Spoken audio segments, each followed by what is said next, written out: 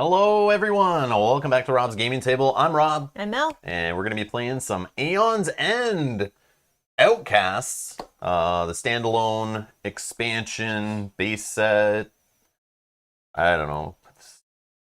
cool little product. I like the way they do it. You can play an Aeon's End, anyone, just grab any box, and it has all that you need in there to get started and get going. But for this one, story spoilers, I've been told. So there is a story they started, I think, back in Aeon's End Legacy, which was like the third large product, third wave maybe it was called, that came out. And there's a story that begins in that. Very spoilery if you care about the story. To be honest, I don't really remember much about the story. It doesn't really stick with me. It's very generic, but it's cool that it's there. And there's even more in this box we'll get into. But spoiler warning, of course, if you want to save the Aeon's End story and don't want to be spoiled, just throwing it out there. Spoiler warning, this does continue that story that started in Aeon's End Legacy, continued into Aeon's End New Age. It's now in Outcasts, and my understanding is going to continue and finish or wrap up in the next game that is currently on Kickstarter, Aeon's End Legacy of Gravehold. A little confusing. So you won't get any of that story in the first games, but there are characters from Aeon's End and Aeon's End War Eternal, so the first two waves of content. There's like characters and story and stuff from that kind of in there, but like the real story I think starts in Legacy. I could be wrong though, feel free to correct me in the chat. I'm not an expert on Aeon's End by any means. We play it semi-casually, I would say. Yes. We're not hardcore of hardcore. You'll get some in the chat and in the comments who like can drop the knowledge on you on how to play this game like super efficient, and it does reward players who take it super serious. This can be a lifestyle game. There's enough content out there and you can get really deep in this game and go crazy with the customized campaigns and that kind of stuff. But we're going to play Aeons and Outcasts today. Just opened this yesterday. We're going to start it playing the expedition tutorial style. So we set up the first scenario. They kind of ease players into it with an additional scenario and a nice setup. All the decks are lined up. You don't need to shuffle anything. It's just like, here's your cards. Start with this. This is your main game. And then after that, there's like an additional setup to it and stuff. But we're going to be going through story and things here and playing through this expedition. Today, we're just going to do one scenario, one session. But usually with the past ones, if you fail, you'll have to like replay it. I don't know if they're going to still carry that over, but that seems to be their shtick in this game is if you fail, just replay that one again. And if you fail a second time, move forward. Similar to like a Pandemic Legacy style. Is how these campaigns work. So we're doing episode 1 today. And in 2 nights, so Thursday, we're going to continue 7 p.m. Eastern again. We'll be back live with episode 2. It's already scheduled. You can set a reminder. I believe the playlist is down in the video description link. Or in the video description, there's a link to that playlist. So you'll see future episodes scheduled in there. And I've been told it's just like the last box. It should be a 4 Nemesis, they're called. But again, you don't know how many times you'll have to play it and what options and which Nemesis. And so it's like there might be 6 Nemesises in this box or Nemesi or however you say it. But we don't know where the story is going to go or what's going to happen. And we don't know how long this series is going to go. We're going in blind. First time, just open it. So no spoilers, please, of course. And we're going to play this similar how we played a New Age when we did that expedition on the channel. And we haven't played Aeon's End. I look back at the last playthrough videos. I believe we haven't played since off camera. I don't think so. Thanks to COVID preventing us from going and bringing this game to people's houses and playing with them. Or having people come over here, I guess, and play it too, even off stream. We haven't played this game in like 7 months. So just throwing that out there. We haven't played an Aeon's End in 7 months. We've read the rule books today. But then again, we're going in blind. We didn't play any practice games or anything. So feel free in the chat to throw out anything if you notice, like, you guys are, don't forget to do this, or, a tip here, like, don't stop shuffling your discard pile, guys, and making your deck again. No, I'm just joking. We shouldn't do that. That's my favorite part about this game. Same. We will talk. I see a lot of chat and when we scheduled this stream, and today in the chat, there's talk and in our Discord about the new Kickstarter. So I'll bring that up on the screen. We'll talk about that. I'll give you guys my thoughts and what we chose to do with the Kickstarter.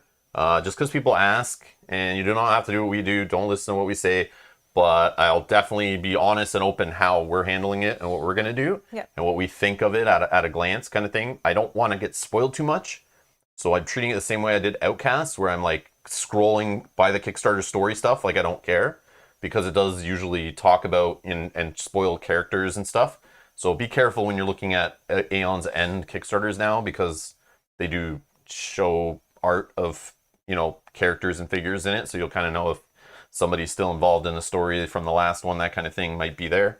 Just throwing that out there. But again, I don't care about the story as much. I don't know that I even remember it. Exactly, I can't remember it because it's like a year between games as they release them, right? So unless you're constantly replaying it and doing the story over and over again, it's tough. So it'd be something cool to binge though, like to get all the Aeons End. Like if you never played Aeons End and wait till this Legacy comes out and get the first Legacy, New Age, Outcasts, and Legacy of Gravehold all together and just start like a campaign going through the whole story, having it all back to back and like absorbing it. It's like kind of like how you'd play Gloomhaven, how it's meant to be digested kind of thing. Yeah.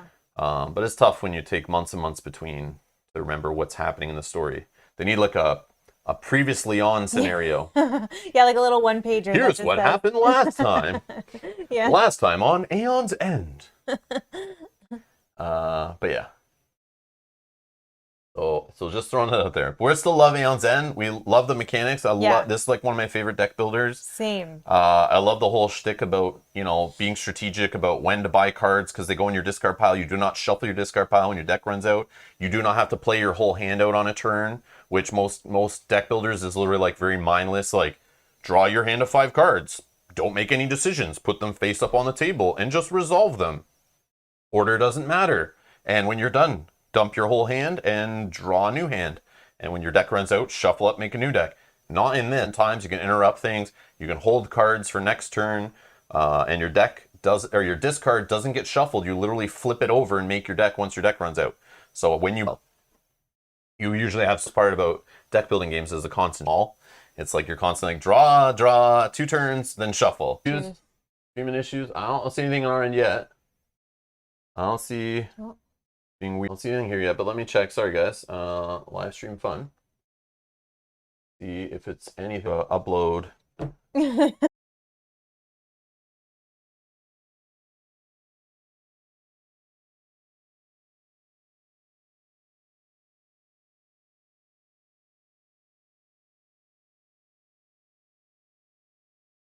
Let us know if we come back at all.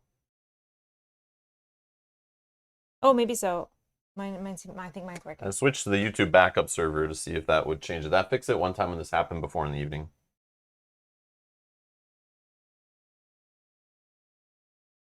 See us now. We'll just give it a minute to see if it stables out. Anyone who's watching this later in the future, it's probably going to jump around in your YouTube video. Live stream fun. Yeah. We're good now? Okay, perfect. Okay. Yeah. All right. Cool. Hopefully it's stabled out. But thank you everyone for mentioning that. That is great. Because yeah, YouTube sometimes is not kind. And just errors will happen. But yeah, no frames or network problem from our end to YouTube. It's I don't know. Okay. Good. All right, we'll continue. Thank you for letting us know that. I don't remember what I was talking about, but you were talking about the deck and how you can kind of I was just saying I love the hook in this game about the deciding when things go in your discard pile when you buy cards, or at the end of your turn you can choose to hold cards instead of play them all on your turn. I like those 2 aspects of not shuffling a deck and stacking your discard pile in certain orders to try to get combos to go off. And also, you don't have to dump your whole hand on a turn and play everything in your hand mindlessly. Right. I love you can be like, nope, I'm going to hold this in hand because possibly I'll draw into this. And if you have a really good memory and know what cards are coming in your deck, you can hold things to kind of make them join up together and make combos work. Or, try to line up all your money to buy certain things when you know something else is going to go in the discard pile with it and kind of line up, which we'll be rusty with for sure. But I do love that aspect of this game, which makes it like one of my favorite deck builders because it feels so unique. Yeah. The other thing that I love about this game is, and I don't know about you, but it always feels like it comes down to the last turn. Whether it's a win or a loss, it comes down to do we go or do they go? It depends. There's a lot of scenarios or missions or quests or whatever you want to call them in this game that come down to that, I find. Yeah, the majority of the time. Which I love. But there are some Nemesises that feel like super hard. Yeah. Especially mixed with certain mages that just like feel like you're always going to lose. They're like super, like they're not balanced, kind of. Yeah, that's true. And then there's some that if you have the right mages or the right cards in the market, you crush. And we've had that happen. That's true. So I feel with so many variables of player count, mages, Nemesis, the Nemesis deck, the way there's a lot of randomization in that Nemesis deck, and depending on your market, very heavily on the market, that can swing games like pretty crazily. But there is like more than not, it will come down to the wire. And you usually can figure out a spot in the game where you could have like, maybe we should have, had this card, or I should have bought this instead, or I shouldn't have, filled my deck up so much with these kind of cards because it turned out this worked out. Yeah, or this is when I should have started focusing on the boss versus on the minions. Yeah, also, yes, the luck of the turn deck. That's the third thing I love about this game, actually. I love and I hate, to be honest. But it has a randomized turn deck, so you don't control who goes next. You're just drawing off a deck. So, of course, in the last card's there's always 4 player cards and 2 Nemesis cards usually in the turn order deck. So there's like a little bit of chaos to who goes when. It's not just the boring around the table, your turn, bad guy, your turn, bad guy, or players, bad guy, players, bad guy. It's like you don't know. Yeah, so you can't set up for what you want to happen. You just have to hope. And sometimes it comes down to like, we need it to be Mel's turn next or we lose. Yeah. And it's like you flip. Sometimes it's the Nemesis. Yeah. And it's like, it's not always, you can look back and maybe it wasn't the deck's fault. Euro's like, oh, if we would have drawn this, we would have won. But like, there could have been something else maybe you did to make it more in your favor. True. But yeah. But I bet if somebody counted the amount of player turns and Nemesis turns in a game that come up before it ends, like, you could probably see that when the Nemesis gets maybe 1 or 2 extra turns in a game, it's more likely you're going to lose versus you guys getting a couple more turns before that game ends, maybe. Yeah. But in theory, you're going through the deck over and over again, so everyone should have the same amount of turns roughly, but it never ends after the deck's empty. Or Dragon Shadow says it was Rob's fault, which I'm totally okay with. Again, I'm not a pro at this game. I'm not going to act like I am. I just love the game and have fun with it. Yeah, we just have fun playing it, so. But yeah, you can get super competitive with this game and get super efficient. It has that level of depth to it where you can get really crazy and with how you build your deck, which is neat, and how you play the game and choices you make and how you cooperatively work together. This is a very good cooperative feel to it, but you don't have to play cooperative. You can do your own thing, but I find if you work together more, you'll win more. Yeah, so we'll be talking through our turns, hopefully to be able to make the most optimal plays. And Matt does say sometimes the Nemesis gets 3 or 4 turns in a row, which is brutal. Yeah. That's terrible. That's when you flip the table and you come back the next day and play again. But yeah. Daniel says, yeah, you need to stack the deck in your favor, Rob, not the Nemesis. That's right. That's true. Today Mel's shuffling it because it's on the other side. Last time we used to play, I used to sit on that side. But all right, so it's been asked a bunch in the chat, and previously I was saying before, we're going to talk about the Kickstarter. Let's just get it out of the way. Yep. Because everyone's going to keep asking. And then once we're done talking about it here for a few minutes, waiting for others to show up to the live stream, anyone who joins later and asks about it, I will ignore them completely for fun, and we'll all play along. And we'll just ignore them, and people will go crazy in the chat being like, why don't you answer me? I'm just joking. We won't do that. But we'll just tell them to scrub back because I don't want to keep repeating it over and over again. Maybe we can talk a little bit about it at the end, too, if anyone has any thoughts or anything, or people who show up later. But I'll give you our spiel, and feel free to throw in your information because there will be people who are asking. And if you're watching this later, turn on the live chat. If you're watching in the next 9 days, or if there's like a late pledge window or something and you're curious about what the heck is Legacy of Gravehold, because the Kickstarter is not really clear and I'm still confused, but we'll see. But we'll talk about it. But yeah, you guys might be able to clear that up too. Who knows more. Okay, all right, so let me refresh to make sure we're on the latest numbers. And for anyone who's not familiar, CA is Canadian dollars, but I can switch it to US, which seems to be... It's always at the bottom. Yeah, the majority of the audience. Or at least the majority of, I don't know, YouTube videos and stuff about Kickstarter usually are talking US dollars. The company is always talking US dollars, unless they're like, in Europe, I guess. But even like Canadian Kickstarters, I feel like they even... talk about it in US dollars. Yeah, maybe everyone not. could just see how different the exchange rate was. Yeah, how bad it is. so it's approaching 500,000. It's got 9 days left, 3,000 such backers. I don't know how this compares to previous Aeons End campaigns, but I'm sure it's probably growing. It seems like people hop in. We hopped in after there was a couple products out in line, but they've been doing these Kickstarters one a year for... I don't know what wave this is, 5 or 6 or something. So they've been doing this for 5 or 6 years. And yeah. So I don't know how well it did at the start, but I know there was an issue that kept me away from the game originally with bad graphic design, The game looked horrible, Oh, yeah. super generic, and I went, Aeon's End looks like garbage, and walked away. But later they fixed that at retail. I don't know if they fixed it in a future Kickstarter or what, but there is an Aeon's End second edition. It's the only Aeon's End like first box you'll find. They don't call it Aeon's End second edition on the box anymore, I don't think, or anything. It's just a nicer looking version, but you may see early videos if you're looking up how to play Aeon's End or what to buy for Aeon's End. You might see some people playing like a very ugly version of the game, but they've fixed that since. Thank you, Sakabra.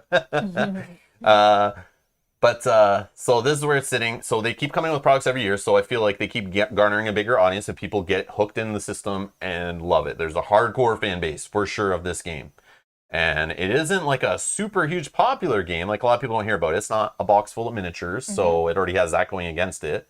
But the fact it's raised this much money, I think is pretty good. But it is a more expensive box compared to the normal box. Like we're going to play Outcasts today. That's what I call like a normal, entry point, a normal box standalone expansion. These legacy games come with like pretty much twice that much content in them. So they're heavier, more product, more gameplay, more cards, more options, more mages, all that stuff. This is one of those, I believe. I believe this is a legacy game. I'm still not 100%. Like they used Legacy of Gravehold, but they're not calling it like Aeon's End Legacy.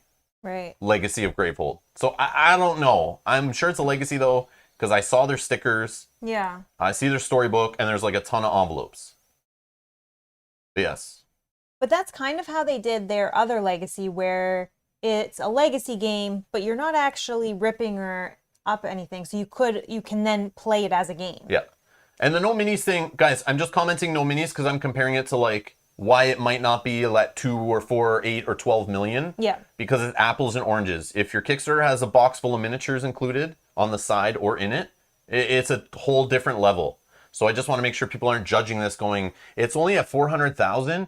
Ew. Like, I saw this game from Awakened Realms, or come on, that does, $1 million in the first day. You can't compare the same. People on Kickstarter just don't seem to throw as much money at a game that does not have miniatures in it. It's just a known fact. I'm not saying it's a bad thing. I think it's great. Yep. You need variability, but variety and that kind of stuff. But or variety is what I should have said originally. But when I opened up this and I saw the amount that they had already raised, I was like, whoa. Yeah. I was shocked. So I haven't watched the video or anything, but I did read a whole bunch. Obviously, I skipped. There's a whole bunch of story stuff. I scroll right by this as fast as I can. I don't want to even see the art, but it's there. So it's like, unfortunately, there's no link on the left here. Companies are lazy. They don't want you to scroll by anything, so they don't put any links to skip past spoilers and stuff. But I'm assuming there's some spoiler stuff there because there was on the last one, and people told me to avoid it, so I did. And just bought it at retail, literally because they have spoilery stuff on their Kickstarter page. You didn't get my money at first because of that. But yeah, so it'll be a legacy game, I'm being told in the chat. There's legacy components. I assume so, but it's just weird. It's like, it's called Legacy of Gravehold. Like, it's not clear enough, but it makes sense. So it's basically just, telling you Aeon's End is awesome. It's the same stuff, but they have a ton of content. So here's what I care about. Base pledge. It comes with like 21 envelopes of secret fun that you can open up during the game, which whoever's played a legacy game knows. Secret envelopes are the best kind. That stuff is awesome. 13 Nemesises, which says twice as many. I guess twice as many as the last legacy game, I assume is what they mean, twice as many.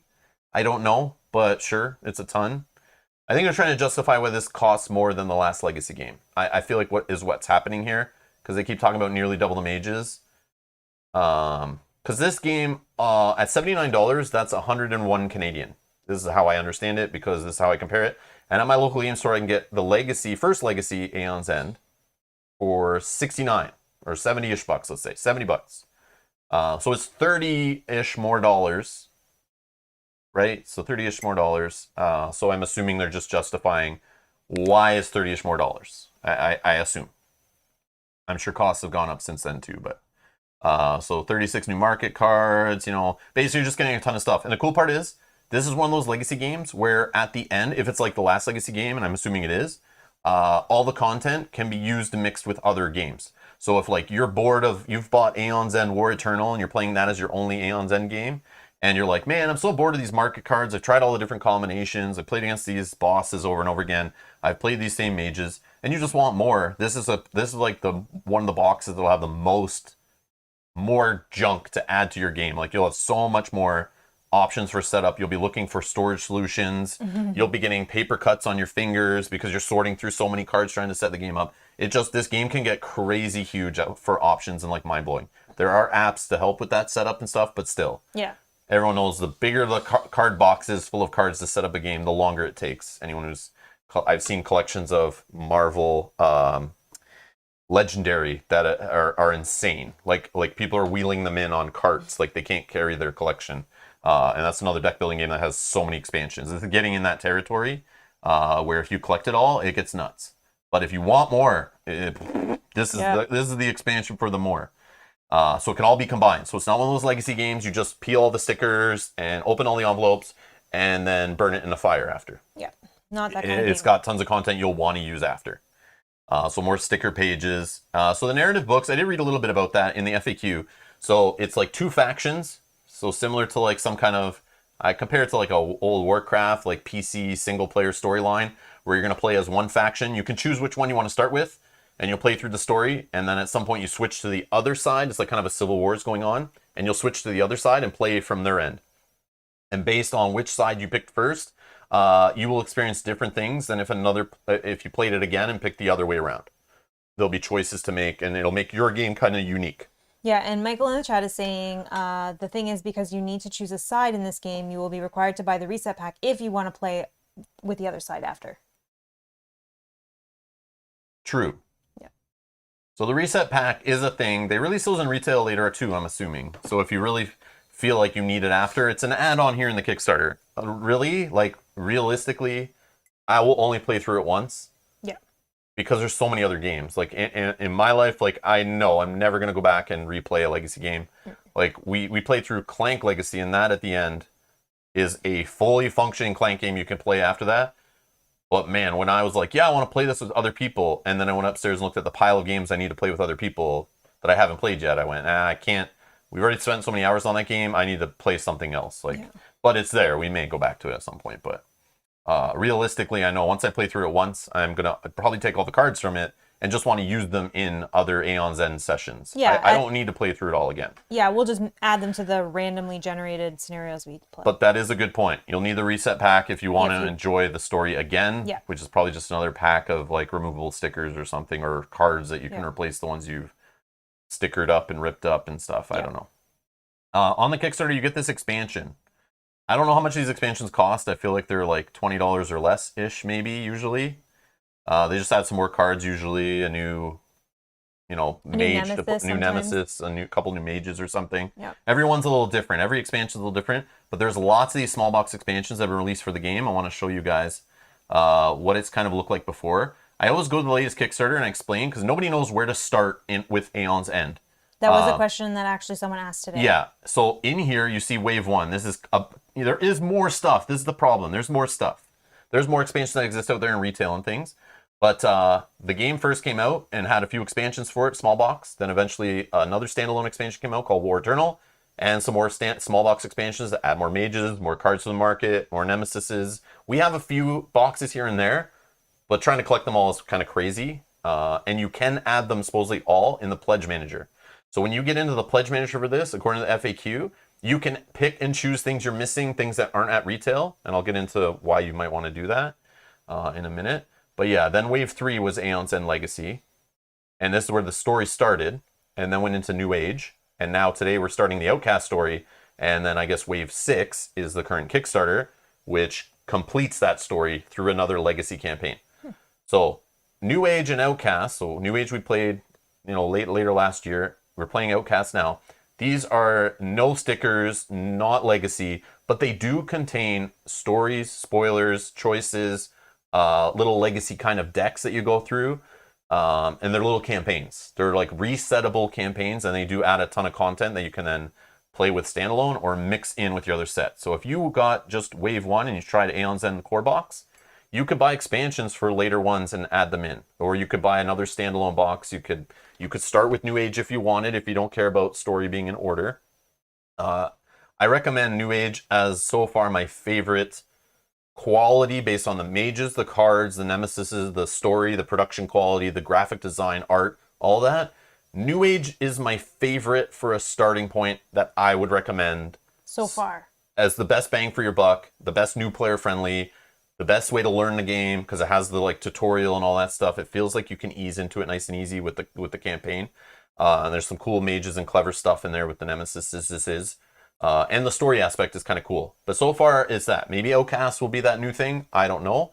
But compared to the kind of rough edges around Aeon's End and Aeon's End War Eternal, they feel very similar. They feel like they're kind of like figuring out the system and like learning it. And they didn't hire the best graphic designers yet. And they didn't have all the feedback from the community. So the best is like in Aeon's End New Age. Legacy feels a little more like for the hardcore fan. And it's too bad they started the story in that one. I wish they did it in like War Eternal. I could say start there, but or the first one.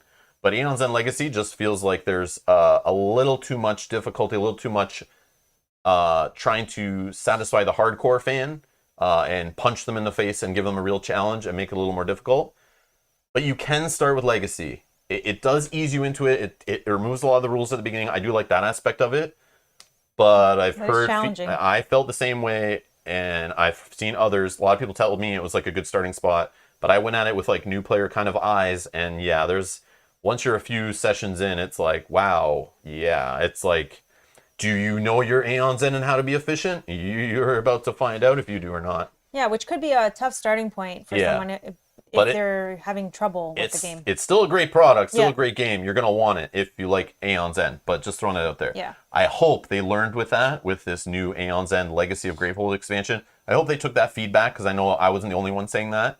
And hopefully they kind of make it so it's like, I know they're maybe not, they don't have to, because hopefully you've played some of these other things first. But I hope just the first, few scenarios and stuff, I hope they don't I hope the difficulty curve is more gradual. It felt like it was like kind of like a spike. I don't know how to say it, or like a right angle or something in that game. But that's just me. Maybe that's the way we played it or something. But well, I think the chat is also agreeing with you that New Age is a great place to start. So yeah, I do like that. New Age is like a beautiful product. It is a beautiful product. And it shows, it's how I would show off Aeon's End to somebody. I would be like, look at this, and put that box down, pull it out, show that art, those components, and play with that game first. Mm-hmm. That's how I would hook people on the system. I would never go grab the first one and show that off. But if you know you're probably going to like it, start with the first one, play it, see where, I can play it in that order if you want. But just throwing it out there.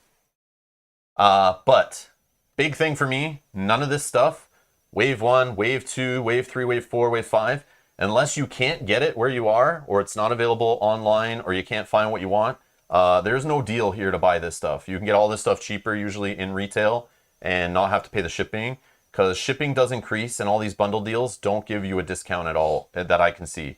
With shipping combined plus cost, I looked at some in my local store, and other than things being out of print, if you just wanted to get it all together or find certain expansions, you can do all that stuff in the Pledge Manager supposedly, or grab one of these bundles if you really want to.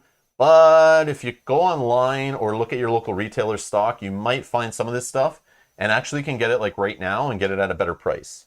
So I'm just throwing that out there. But again, if you don't want to be hunting down things and you're okay to wait till this delivers in a few months or a year or whatever, you can get it here. But basically all I care about is the new stuff, because we have all the standalone boxes. We have a bunch of expansions. Maybe I'll pick a few expansions from the Pledge Manager later.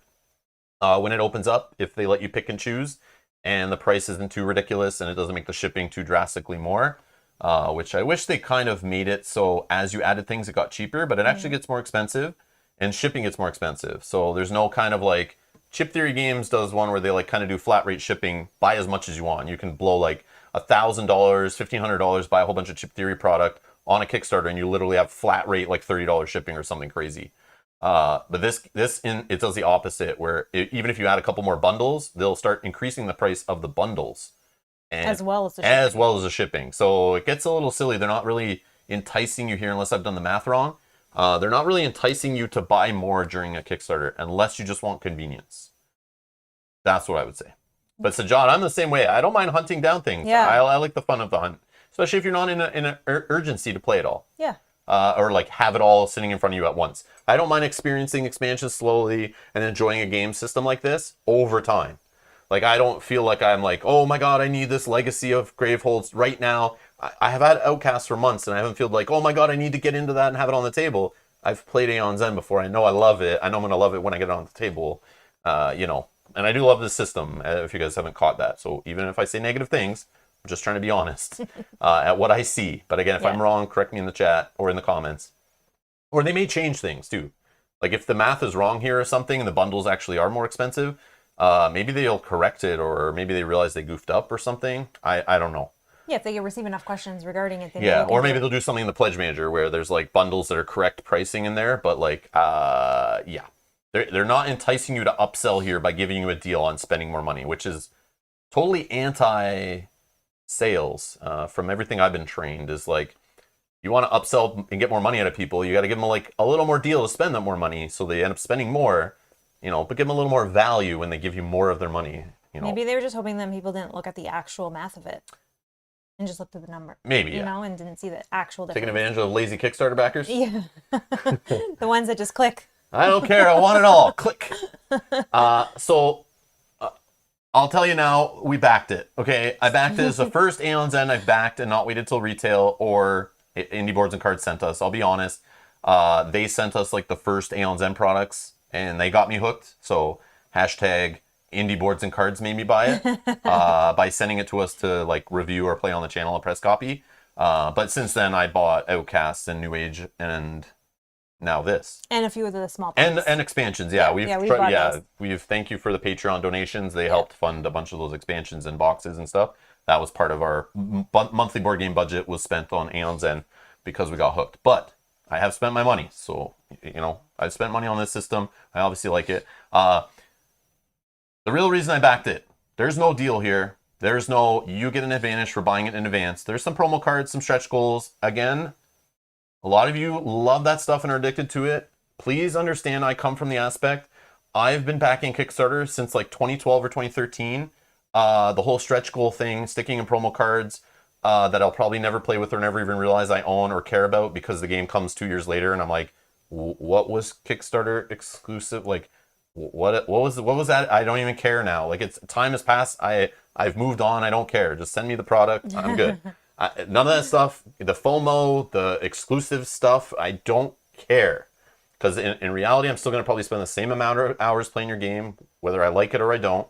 So if I don't like it, I'm going to play a few hours. If I love it, I'm going to play a lot. It doesn't matter if there's like 6 new promo cards in there or something, or the box art's different or something. I don't care about any of that stuff, or even metal coins or, that kind of thing. Rob equals lazy Kickstarter backer noted. Yes, like I invest in anything, I'm a set it and forget it kind of guy.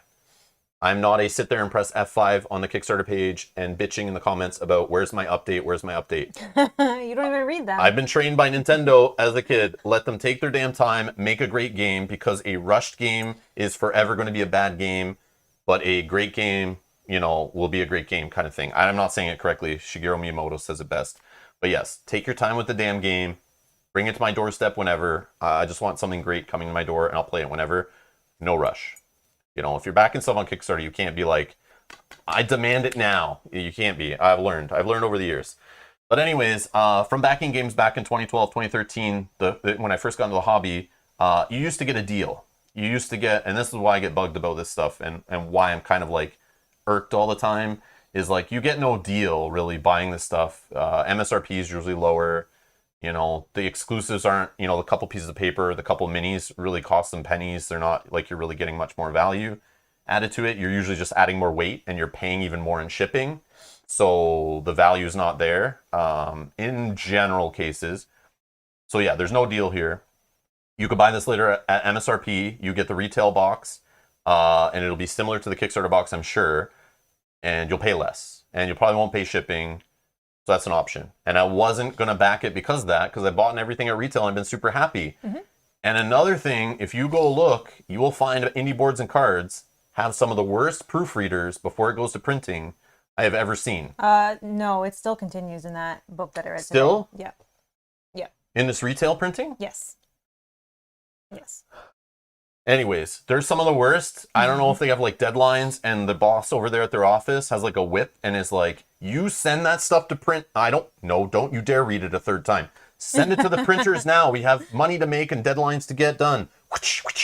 Because literally ever since the first printing, they have made mistakes after mistakes, errors in the rule book, mislined stickers, wrong art, miscut this, misprinted that. Yeah, some even game-breaking stuff. And supposedly in the Outcast Kickstarter, they gave like the wrong amount of certain cards, and they were missing certain cards to play with mages or something. Because they mentioned that in this Kickstarter, that you actually can get those replacement things to correct the last game. So yeah, so just keep that in mind. If the downside and why I'm scared of backing a Kickstarter from Indie Boards and Cards is because just like software and video games, if you wait a little bit, they'll patch it, they'll fix it, and you'll get the best version. Good things come to those who wait, usually. So these are the kind of guys that will rush it out with tons of errors in the book, misprinted stickers, that kind of stuff. None of it's really game breaking, but if you're a casual gamer who doesn't like read Board Game Geek forums every day, you're not going to understand why this is telling you to open the wrong envelope, and it might mess up your game, and you'll just like kind of be confused, and it'll kind of ruin your gaming experience a little bit. So they're known for that. That's a thing. These guys are bad for that stuff. I'll not be ashamed to say that. It's kind of sad at this many Kickstarters in, this many product printings. Somebody need to be fired for sure. Somebody need to be fired, and that person hasn't been fired. It's the child of the owner for sure. The child of the owner is responsible. Or the nephew. The damn rich uncle's nephew who backed the company. He's the one, or she's the one going through the proofreading before it gets sent to printer. That person needs to be fired. There's missing cards and dividers. That's another one. Yeah, that's the one from this one that they're saying, right? But anyways, so if you wait for retail, you might be less likely to get as many errors as you will be if you back the Kickstarter on the first print run. Just note, that's right there enough to make me not back it, like usually.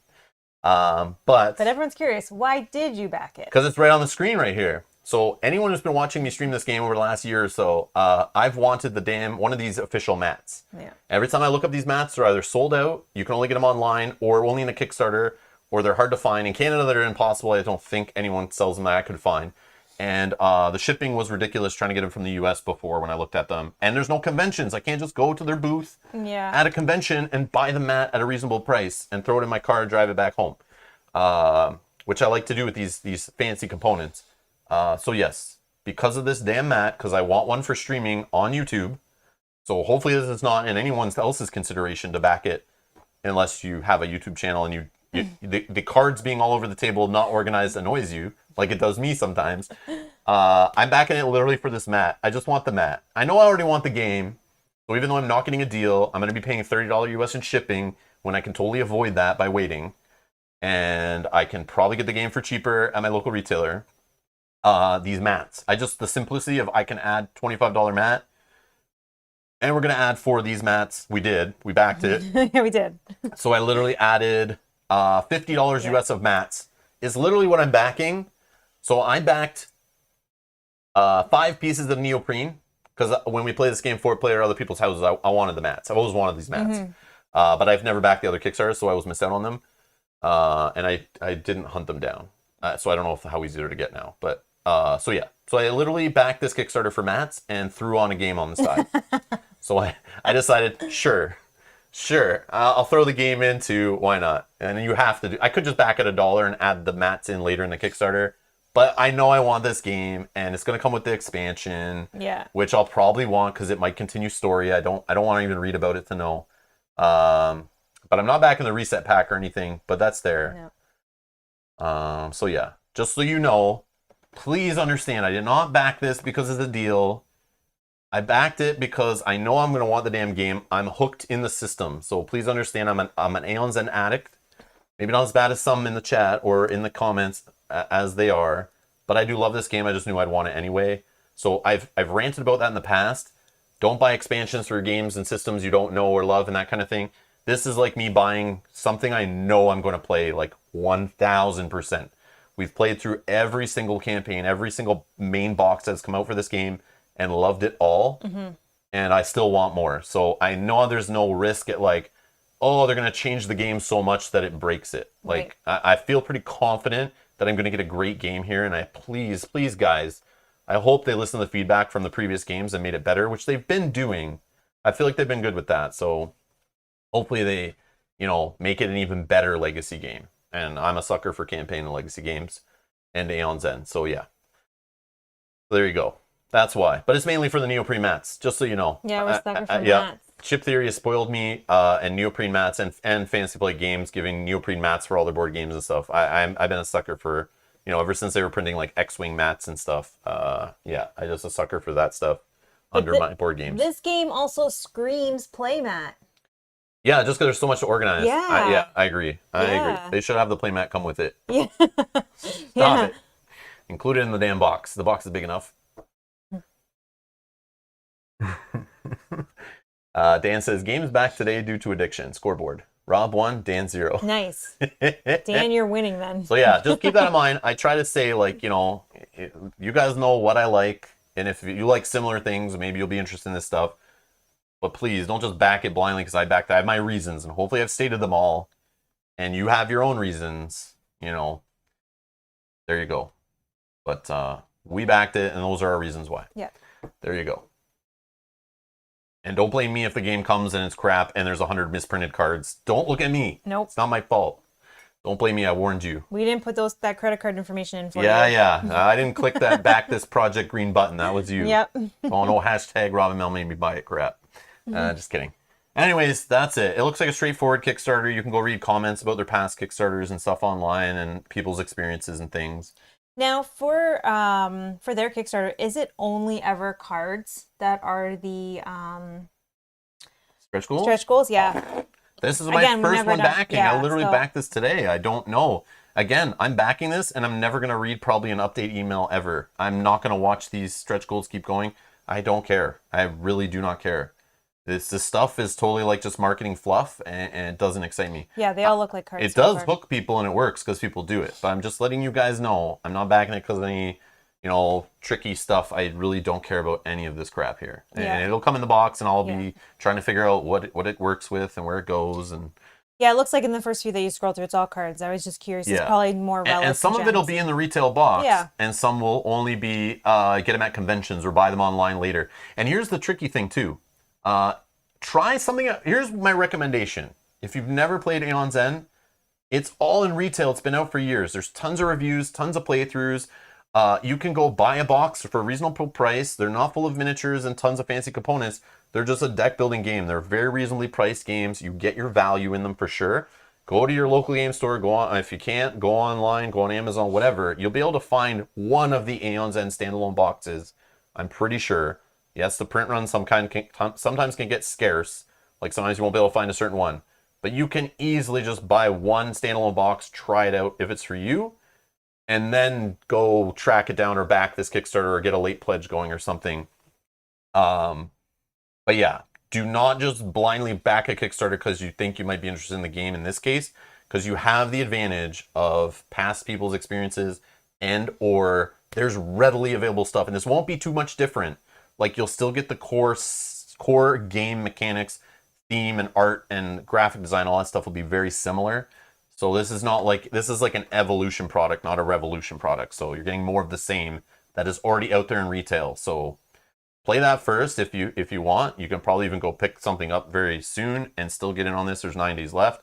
Again, there'll be another Kickstarter next year at this time, and this game will be out at retail by then. It's like clockwork, so no FOMO, please. There's no excuse to be on FOMO on this, I don't think. That's at least my opinion. But again, if you live in a country that's like hard to get this stuff, or it's never in stock, scratch what I said. But where we are, you can get it at retailers usually or online. Yep. Especially when they print a run, and if you just wait a little bit, they'll keep printing it. It's not like it's ever really not being printed. Yeah. So that's my thoughts on, and Mel's thoughts, I guess, on Aeon's End, Legacy of Gravehold. Any questions?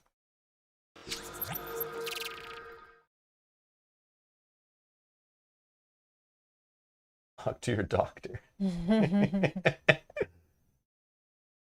Daniel says, I kickstarted before you, so I can't blame you, Rob. Oh, Daniel, I know. Okay. Daniel, you're one of the Aeon's End hardcores. I know you are. Yeah, you backed it day one, didn't you? Yeah, I know you are. Yeah. And that's okay. That's nothing wrong with that. I just have so many games to play and so many systems I love that it's like hard for me just to like dedicate so much time into Aeon's End and be my only game. I do love what it does though. It's one of my favorite deck builders. It's just so clever and still feels very fresh every time we play it. But yeah.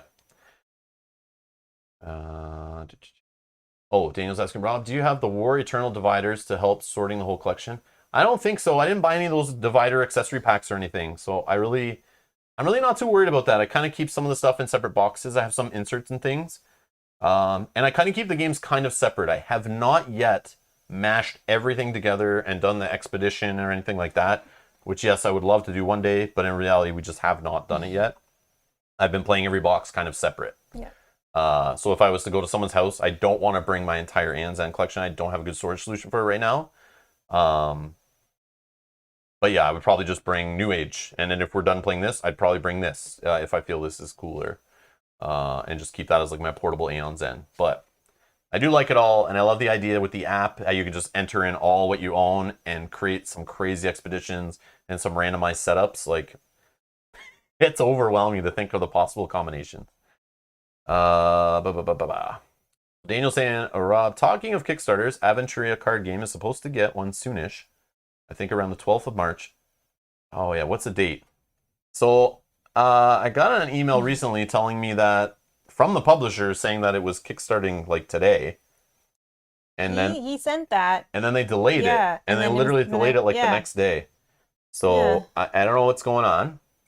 But yeah, you should see some of that stuff on the channel.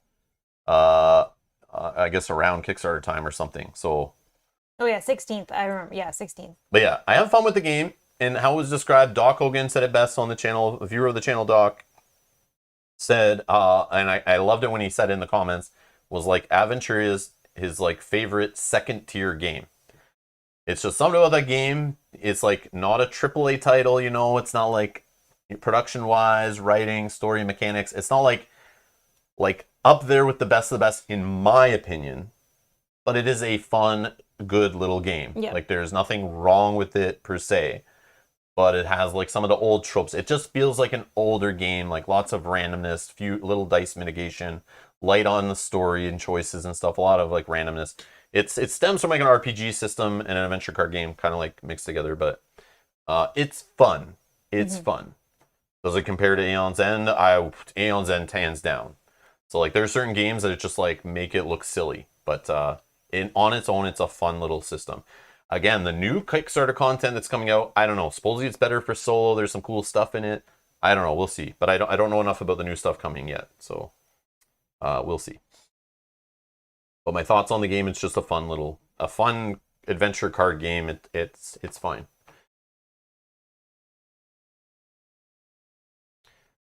But again, maybe if I played it like 4 or 5 years ago when it like came out or whatever, yeah, maybe I'd be more like, oh, it's cool, you know, but playing it now in like 2021 when I first experienced it, it just felt like a little dated.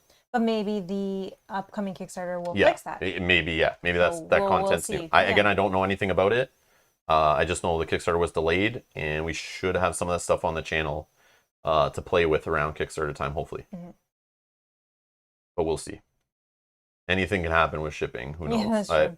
Same things happened with publishers before. I've been like, Rob, we want to send you this stuff for a Kickstarter, and COVID shipping delays, and we didn't get the stuff till long after the Kickstarter. So it was like, no point. But yeah.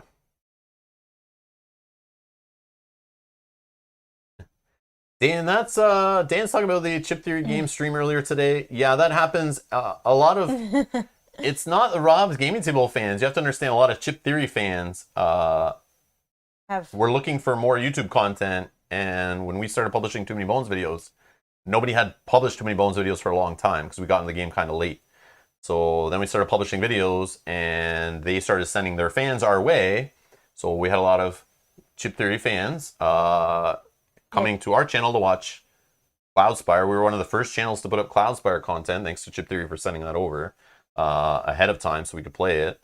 But yeah, Too Many Bones and Cloudspire, we were just playing. I was falling in love with that game, and a lot of people were looking for content, so they came over.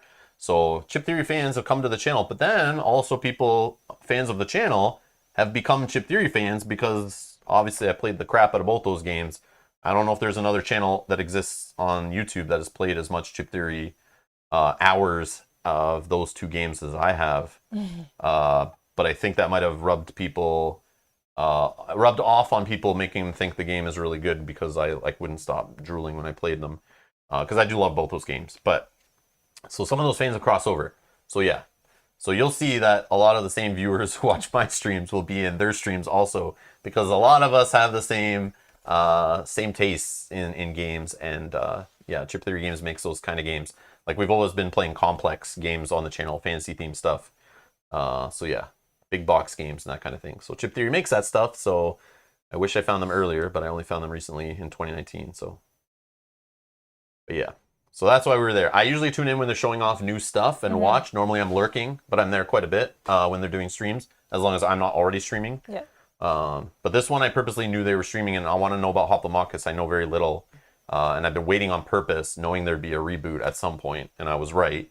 So I'm excited for this because that's one I will back.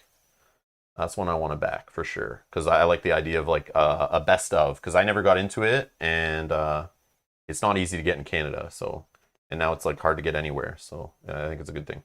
Great place to enter for Hoplomachus. All right, I think we can get to Aeons and Outcast.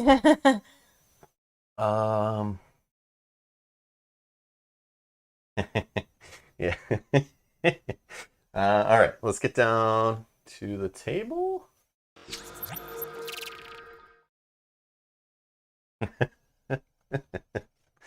Oh, you guys are funny. All right, okay. So this is the Aeons and Outcasts. I can't find the rulebook PDF online, so we're going to be just referencing things, I guess, from here. But again, there's a storybook in this one, which is new. So this one actually comes with a narrative booklet. So it's not just, all the story is not just hidden in a card deck anymore, which I made fun of many times. That's all on cards. But yeah, you actually get some story in a book. So we'll be... Oh, so long stories in there. Well, yeah, it's like a setup. It's even story you can read in advance about the different mages and things. Oh, wow. Which I don't know if I'll read because we've been talking so long about Kickstarters. And I don't want to be here past midnight our time. Yeah, I agree. But there's lots of story. So maybe we won't read about... Yeah, we'll read some of it. Yeah, we'll read some. I want to read it. I want to read it for sure. We need to get into it, right? But yeah. But again, spoilery stuff. Spoilery stuff, I assume, is in here and in the legacy deck that we haven't even taken the shrink off of yet. Oh, here I can... Because we're just playing the first scenario. No, we don't even... I don't think you touch it yet. I don't think you touch it until after. Yeah, it'll tell us when. So they give you a nice little sheet of instructions here to set up your first game, which we've done. So you literally open shrink for deck 1A, you set up your market of 6 cards, and I think all of the Aeon's ends come with this. So this is like a not a bad new player way to do it. Is basically everything is packaged ready to come out of a deck and just lay it on the table.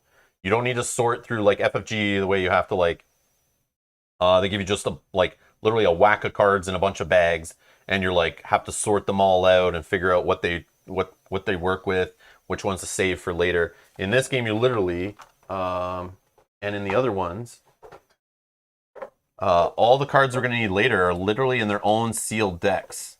And it even comes with dividers, which I like, and I think the last one did too.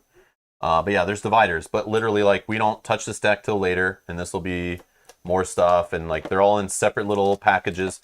So as we play through this expedition, it's a cool way to experience the game. Yeah, I love that. Slowly. It's kind of like a tutorial, nice new player friendly thing. If you're new to Aeon's End, that's why I say you can start with any box, because they all kind of, at least New Age started doing it that way, or the Legacy version started doing it that way. And they kept it in Outcast. So it's really nice. They just give you this sheet, open deck 1A, boom, there's your player cards. You know, grab a mage, pick a mage, set them up like this, and then flip it over, open deck 1B, boom, here's your player cards, your player aids and stuff. Well, you want the bad guy deck? That's in 1C. Don't even shuffle it. Just put it on the table, discard a few cards off the top, based on your player count, boom, you're ready to go. That's it. It's all there. And you don't have to go, you literally don't have to look at any other content in the box, which is so cool. And as we go, this has, just like the last one, so we're excited. We love legacy games. It's not a legacy game, but it's like legacy elements are in these campaigns. Secrets. So there could be mages in here. There could be bad guys. There could be token sheets, rules editions, new cards. Like, we don't know. Who knows what's in here? But spoilers. Warning, go away if you don't want to be spoiled. There you go. But yeah, it's a neat little product. I love the way they do it now. That's why I think these kick the crap out of the first 2 boxes, regular and War Eternal, just because you just get so much cooler stuff in it. I don't know, they just learned and made it better. But yeah. All right, so we picked our mages. Yes. Who are you playing? I'm playing Kel. Not to be confused with Mel. Kind of like Mel, so just... You picked it literally for the name? No, but yeah, maybe. Anyways, all right. So Mel told me I have to play with Isla. No, I didn't. I just said Because I wanted Kel, but she told me no, I had to play with... No, I'm just joking. I did, though. I know. He grabbed it. I was like, no, I want to play her because it's kind of like Mel. Sure, whatever. So supposedly these guys art are on the cards together. Yeah, they look like they work together based on what I could tell. I think they work together, but let us know in the comments or in the chat if we're wrong. Well, again, we didn't look through everything in detail yet. We're just our starter stuff. We're kind of experiencing this a little fresh, gonna have fun, first experience kind of thing. So we may be gushing over a few things and may be wrong about a few things, but we're gonna have some fun. But there they are in the same art. So, and they both share some of the similar cards. Even look at the Spark cards. Oh yeah, the Spark cards included the game have them both on it. Yeah. So we're gonna play with both of them just for fun. I don't know if they work really well together or if they're the greatest mages in the box, but we'll find out. In 2-player, maybe they suck in 2-player. They're like more, play them in a 3 or 4-player game, which sometimes happen. They are 100% together. Yeah. Okay. Yeah, good. they look like they're 100% together, but from what I could tell, just on initial reading and looking at the basic stuff. But coolness factor. I know. Based on initial, these two are the coolest gameplay wise. This guy, basically, quick overview from what I understand, without looking at his cards, he basically wants to take damage, and he can heal. But when he takes a damage, or any damage each time, he can move a token around and fire off like a different ability. He's got like this barrier ability. So he can fire off abilities as he gets hurt. So it's a little weird. But very cool. I like that kind of aspect, like, turning a negative into a positive. And then you got Zana here, who has, I don't know, some healing in her ability. I did. This would have been my second choice. I forget. Oh, yeah. She has these tokens, right? She has tokens that she puts on... The glyph tokens, right? Yeah, glyph tokens that go on here, I think, right? Yeah. So she has these little tokens that all have little powers. So she can basically put a token out here on these cards, and the next person to buy a card, I think, right here actually. Set all the glyph tokens next to this mat. When an ally gains a card with a glyph token on it, that ally or Zana resolves that token's effect. Then the token is returned to Zana. When Zahana gains a card with a glyph token on it, place the glyph token on any card in the supply unless you are playing with one mage. So she's basically like a very supporty character and very clever and cool. I like this idea of like, oh, you're constantly buying this card? Here, let me throw this on there to kind of fire off so we can do some other cool little abilities. Like a bonus. I just love the like multiple stages of strategy and planning involved in that. But definitely... they're mother and son, says Janet. We haven't... Janet, spoilers! No, that's okay. Oh my god, that's you ruined okay. everything. No, I'm that's just joking. Not a spoiler. No, I'm just kidding. That's cool. So those work together and these work together. So this is mother and son? That's all in here, though, in the first page. I don't consider that a spoiler. I was only joking. Yeah, no, it's not a spoiler. I just showed you guys there was, like, story in here. But it probably explains it right here, right? Yep, it does. Xana's son. Oh, my God, we know now. We know. Ruined. Game's over. I'm just joking. And I know Cigar was joking, too. But, yeah, that's cool. So, again, BoardGameTime here. Love me some Aeons End. We do, too. Read the story on the back of the mages. Oh, that's true too. I'm not going to, but you can. Oh. So there's it. I don't have my magnifying glass with me and my binoculars that you have to use together to see this. But on the back, I can hold it up to the camera. It looks pretty big. But yeah, this on this card, like here's a card. So this is how small a mage mat is. So it's like the text is like smaller than text on cards, and it's like It's like that nice italicized, like why is it italicized? I don't know, but they like doing that and it messes with me. But anyways, you can read story and it also shows a complexity rating. And if there was any additional rules, that'll be on the back. I don't think I had any rules on mine. No. Okay. So there's a story there, but I think there's a story in here too. I love her art though. I had a story here too. So let's do some reading. No one's in a rush, right? We can take our time, read the story before we get going. It's the start of a campaign, guys. All right. So this book contains a narrative for the Outcasts expedition. In gray boxes, you'll find bonus descriptions of characters and locations. In blue boxes, you'll find instructions on how to play the expedition.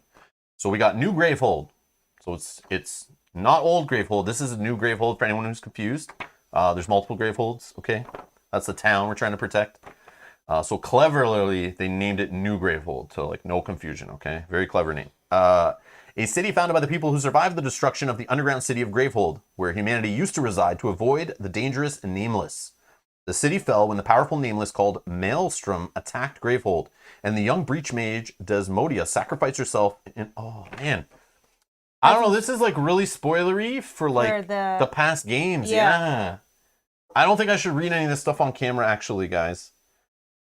Maybe just intro to Battle 1 and stuff? Yeah, just in case, because you don't want to give away spoilers for people that haven't played. But this does continue the story, so I'm sure things are going to happen that's going to refer back. Oh. Yeah, spoiler warning, like, we're going crazy, I guess, in the spoilers, so...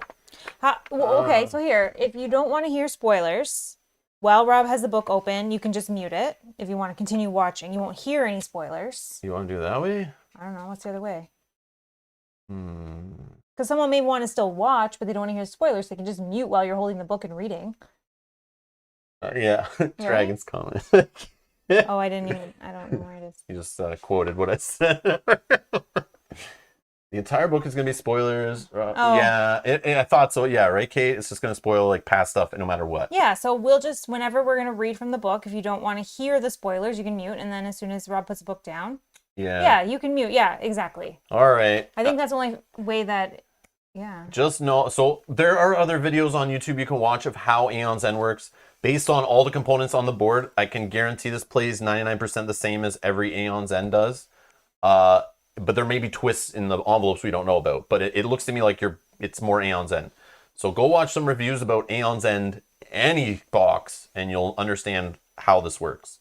But we're going to get into spoilers. We're playing this like a campaign legacy game. So yeah, spoilers, okay? So this will spoil a story from the last box and the box before it. So Legacy and New Age. Tons of spoilers here. Not spoilers really from War Eternal or the base box, second edition, whatever, Aeon's End base game. So there you go. All right. Young Breach Mage Desmodia sacrificed herself in a final devastating attack to stop the monster. The explosion brought the underground cavern down, and the city of Gravehold and many lives were lost forever. Those who survived the fall made their way to the surface of the planet and founded New Gravehold. Brahma, one of the oldest Breach Mages, and Council of the Elders worked together to continue the ancient traditions of their people and keep the city's inhabitants as safe as possible. So this, I was joking about how we haven't played in 7 months, and I wish there was a scenario that was like a previously on to catch us up. But that's what this is doing. I'm reading it right now, so it's in the book. Yeah. It is here for anyone who's curious. Because it's bringing back memories right away. The story is like flooding back, and I remember exactly what was happening. It's kind of neat. So they did a good job with that. Xana, a member of the Council of Elders who's recently turned against New Gravehold due to their unbending devotion to old, flawed traditions. She left the city to found a rebellion, intending to topple the current leadership and initiate herself. But there were unforeseen consequences for her actions. What was intended to be a peaceful siege turned violent, and New Gravehold's southern outpost was destroyed. So that was, that's all about Xana here. That was Xana's little entry. And again, there's like story all in the back here. I'll leave it for, but if you leave it for you guys. You can pause right there. Yeah, if you can see that. But if anyone cares to read it, you can pause it and read about, a little more backstory to get really attached to the mage and what they're about. And then it looks like her son, Takrin, I'm probably saying that right. Or wrong. After watching his father die in The Fall, Takrin has always tried to care for the people of New Gravehold over anything else. And after his mother's disappearance, he followed her to the south to try to convince her to atone for her mistakes. And then there's something called Azur, which I don't think we know about this. But it's a small village on the surface to the far south of New Gravehold. The mages of Azur are masters of written, glyph-based magic. They refer to breaches as portals, and the creatures that come through them as portal-born. Okay. Mages from Azur are trained to fight with a partner called a tether. Pairs of tethers receive matching tattoos that can channel ether when combined. So I'm assuming that's what these two girls. Yeah, these two girls. They have the tattoos and they're joined together in the picture. Yeah. It's all making sense now. So they are from Azur, guaranteed. So they are known as Portalborn, Okay. and they're mages, as we know. And they have a partner called a Tether. Okay, that's cool. All right. Intro to Battle 1. Azur is a lively village, a bright spot of activity in an otherwise quiet forest. Xana sits on the bank of the river that winds through the center of town and stares into the shining water. Chatter spills out from the scattered huts, and around her, children run and play in the grass. It is almost peaceful enough to forget the pain and destruction the Nameless have wrought on this world. Her son Takrin, takes the seat beside her and watches the river too. This place is beautiful and full of incredible breach magic. We could learn so much by spending a few more months here. Takrin folds his arms, and Xana waits for the other shoe to drop, but it is not our home. Xana closes her eyes slowly, pressing a hand to her chest. You know I cannot go back, Takrin. Not after what I've done. It's been months, Mother. Throw yourself on Brahma's mercy. She is a wise woman. She is short-sighted, Xana snaps. What happened to Southpost was a tragedy, but I do not regret turning against her. New Gravehold needs to evolve, or we're headed straight for another fall. And that could mean the end of everyone. If you could just talk. Tarkin is cut off. Takrin, I don't know how to say it, is cut off by a sudden shout from the top of a nearby hill. Two young women stand at the top of it, their tattooed hands clasped together and glowing with magical energy. Kel and Ilya? Or Ilya? Ilya? Yeah, her name's Ilya, I think, right? Ilya? Ilya? Mm-hmm. And Kel. Okay, Kel and Ilya. We need to get to the north side of town. Hurry. Xana is the first to move. Long years of training embedded deep, her son following close on her heels. As she crests the hill, that feeling of safety that had so briefly warmed her heart drops away into cold reality. A huge creature sits hunched, menacing in the tree line, saliva dripping from its disdained mouth. On its head, 4 long tendrils snake and grow their way towards the fleeing civilians, which with its own toothy maw, each with its own toothy maw, which is this dude. So basically this is what happened to the bunny from the Monty Python's Holy Grail, right? He got away, and that's what he did. He eventually grew to this guy, and he has these long bunny ears, so 4 of them that with have teeth. with their big mouth on them. Okay, so that's what we're fighting. I don't know what's going on here, but this is the deal. All right, somebody stole his carrots, and he is not happy. All right, where are the rest of the mages? Xana asks. Ilya shakes her head. They're all out on patrol hunting. We're the only ones left. Kel curses sharply. A portal born in the village. What is the world coming to? Nothing good. Takrin twists his wrists and summons his magical shields. The 4 mages step forward, placing themselves between Azur and the monster at its gates. Battle 1. Fight Experiment 153. It's an experiment. This is Experiment 153. Okay. Oh, okay. So it's a test tube bunny. Somebody's messing around here. Somebody's up to trouble. At the end of your game versus Experiment 153, if you won, read the next section. If you lost, fight it again. After your second game, read the next section. And then there's a little thing here about Kel and Ilya. A pair of tethers from Azur,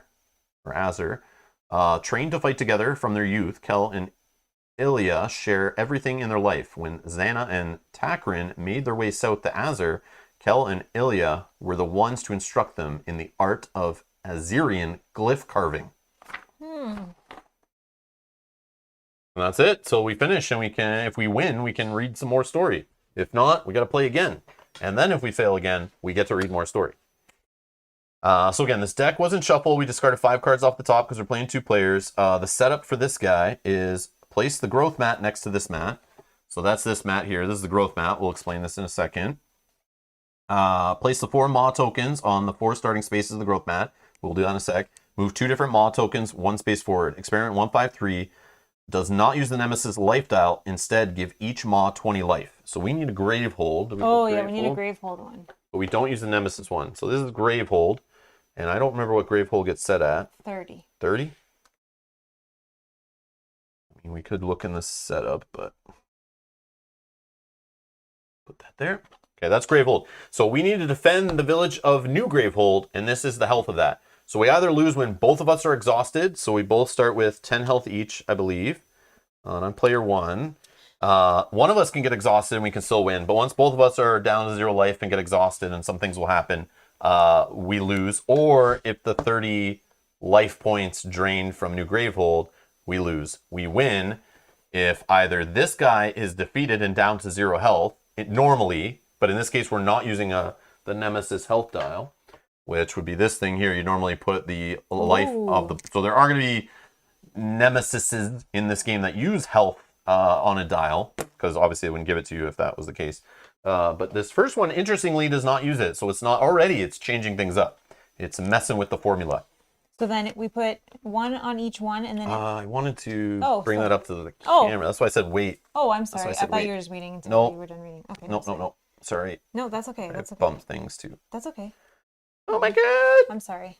And then instead, we're going to give each Maw 20 life. He has an Unleash ability, which will happen anytime a card tells us to unleash, and every Nemesis does it different. This guy's is move any Maw token 2 spaces forward toward the end of its tracks. Additional rule. So it has an increased difficulty for those who are crazy. Can play that when you've like really crushed this guy and you're like, all right, I know how to defeat him. You can put it up to insane here and make it more difficult. All right, so additional rules here. When you move a Maw token forward onto a space with an effect, resolve that effect. So we're going to have, each Maw has 20 health, okay? 20 health here. Here's where you put your little tokens on, and we saw from setup, we're going to move 2 of these of our choice forward 1 space each. And then we have abilities here. So Gravehold suffers 2 damage, any player suffers 2 damage, and then eventually when it gets up to this spot here on the first Maw, it will fire off this ability, any player suffers 4 damage, Gravehold suffers 3. And then there's like Gravehold suffering 7, Gravehold suffering 4, players suffering 4, 6 damage, players collectively discard cards from hand, 4 and 8. So it looks like each Maw is kind of focused on a different thing. So this one's a little damage to Gravehold and the players. This one's full Gravehold damage. This Maw number 3 is players suffering damage. And this one is players discarding cards. So this is like standard Nemesis stuff in the game. And I'm assuming as we destroy a Maw, we don't have to worry about this stack anymore. And if you'll notice, there's some arrows how it can go forward and back. So my understanding is if it lands on here, it triggers this. So it could trigger any player suffers 4 damage. It could move forward, but if we move it back, somehow it'll trigger it again. Yeah. So anytime it hits a space, it'll fire off the ability. So we gotta be careful at how we manipulate the tokens, and these little Maw tokens will go on them. Not Paw, they're Maw tokens, okay? All right. It says here, if a Maw token starts to move toward any number of spaces while it's at the end of its track, instead resolve the effect on that space it's currently on. So if it's at the top, it'll just trigger that again if it's trying to move forward. Okay.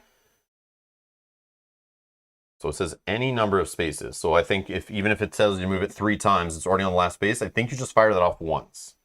It says if a Maw token starts to move forward any number of spaces while it's at the end of its track, instead resolve the effect of the space it's currently on.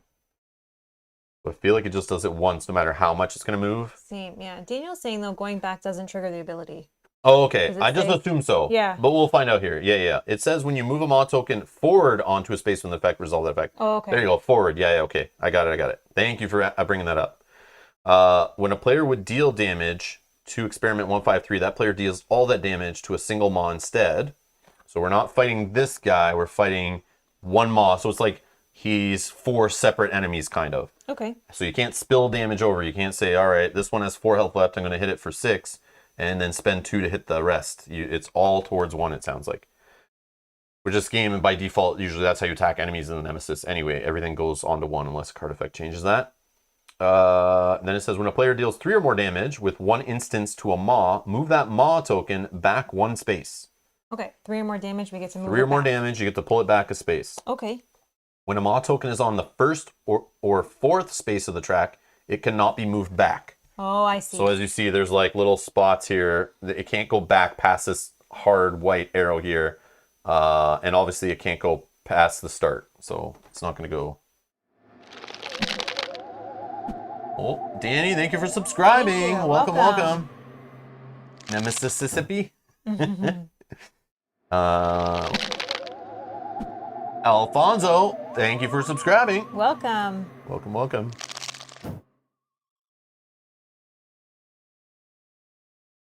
Okay. All right. And when a Maw token is reduced to 0 life, discard that token and move another token back 2 spaces. Oh, so you have an advantage to killing one. You get to reduce one another space. So it's gonna be like we're gonna have to matter where we hit and what we kill and what's more threatening too. And then the players win when the growth mat has no Maw tokens on it.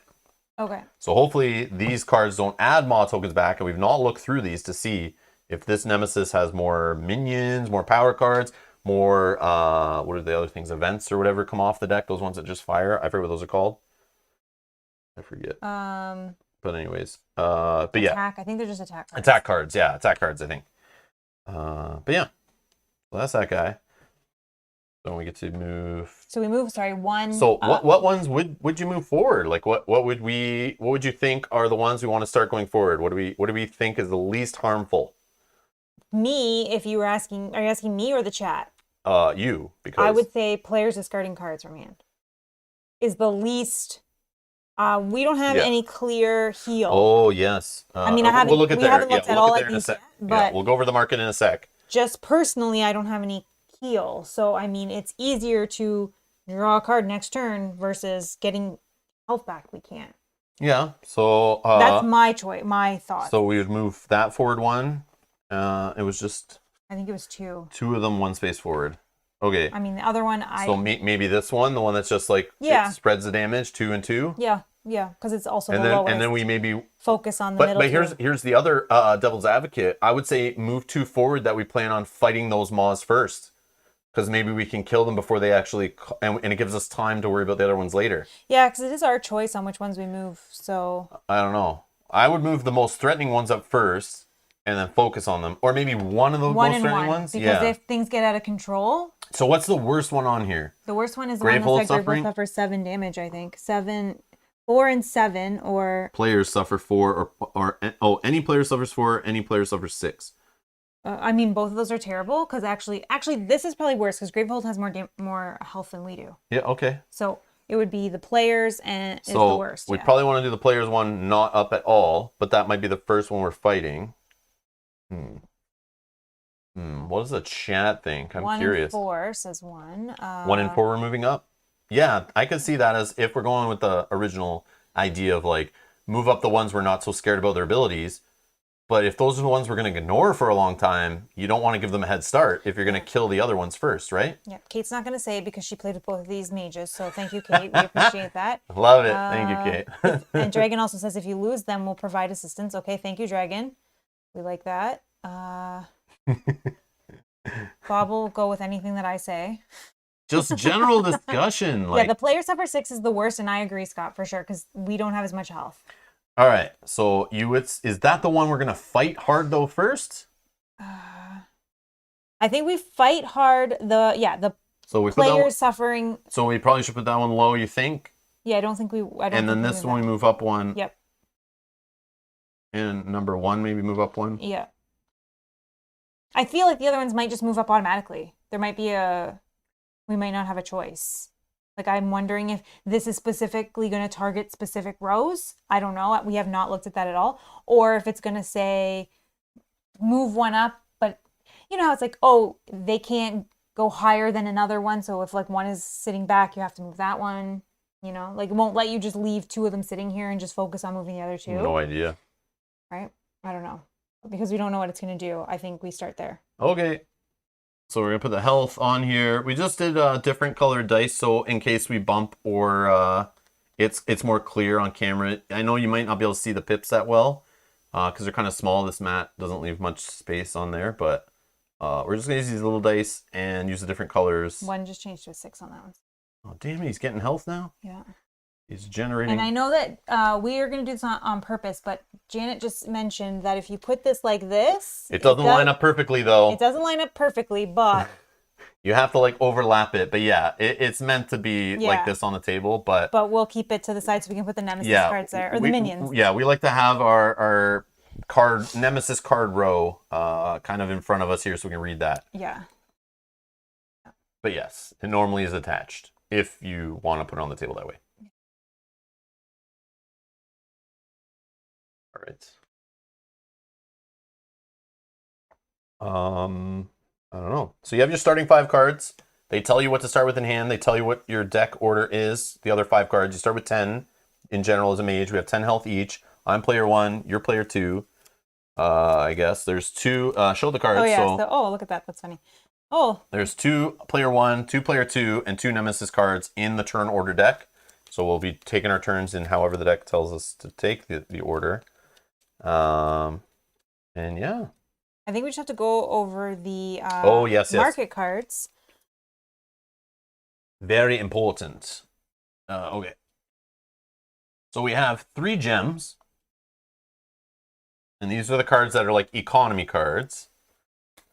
So we have a 3-cost card on the left, and I believe there's 7 of each gem. Then there's relics, 5 of each, and spells, 5 of each. I'm pretty sure that's the count. Off the top of my head, I don't remember exactly, but so this is 3 costs to buy it, which is up here. Then it goes, as soon as you buy a card from the market, you're considered to gain it. It goes directly to your discard pile right away.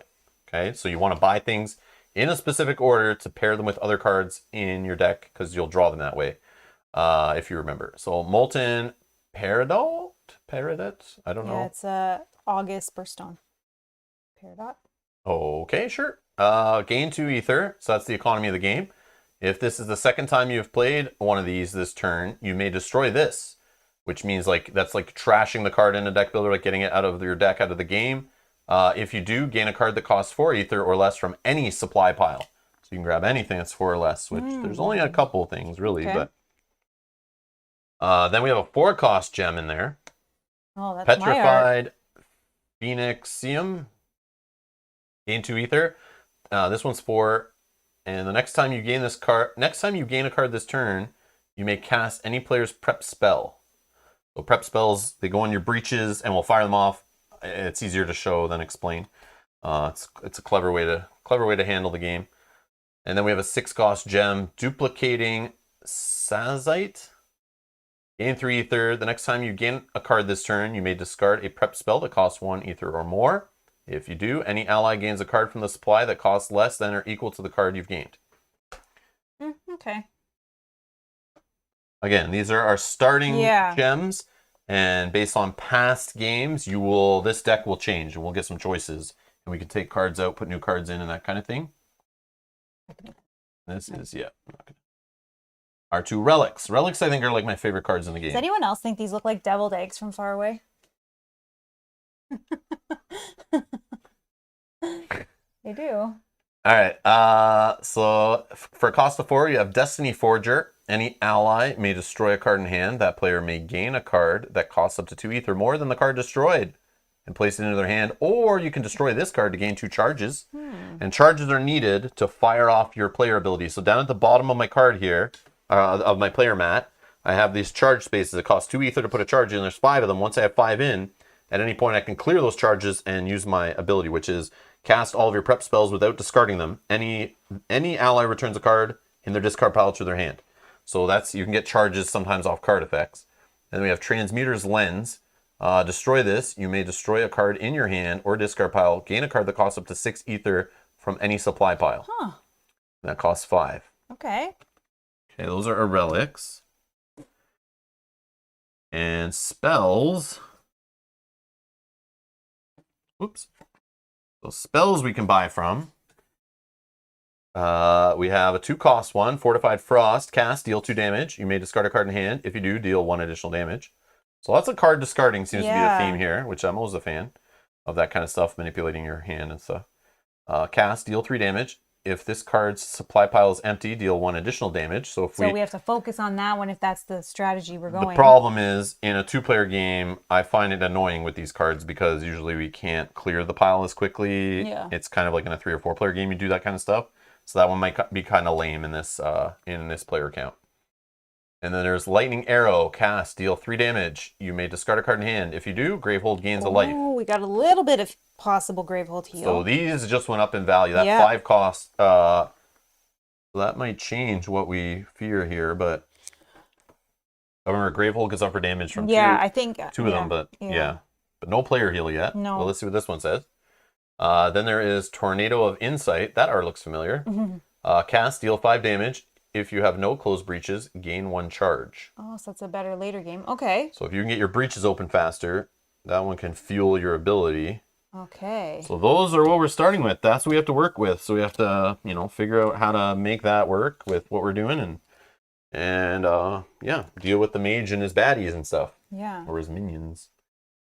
Yeah, and I do like how all of these starting cards is one of the mages art, which I like. I think that's very clever.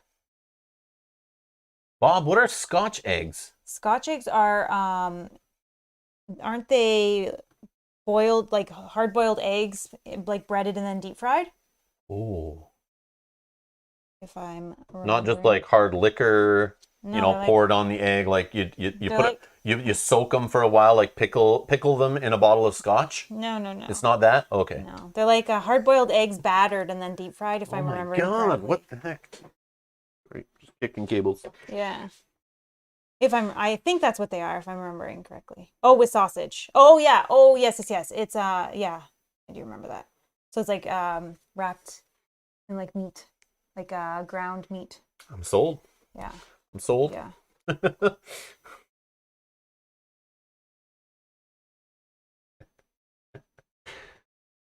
Dragon, I'm sorry. My painting streams will come back. I promise. I can't help you there. No. It's like blame her. I don't know. I can't. I promise. No, I was doing. I ask her about it like every week, and it's like, yeah, it's up to her. I'm not gonna. No, they will be coming back very soon. I was doing a lot of overtime, and then that stopped now, and we were trying to catch up on some of our backlog, and then I was just also trying to take some time to catch up on other things. So they are definitely coming. Well, here's a bunch of excuses, but No, they're definitely coming back. Definitely. Just kidding. Definitely. What's in the mug tonight? Speaking of Scotch, I'm just kidding. No, it's I don't remember what else is in it, but it's basically some kind of peach tea. Yeah, like an immune boosting But tea. it has no caffeine, so I buy these ones with no caffeine so I could drink on evening streams. So I'm not up till 4 a.m.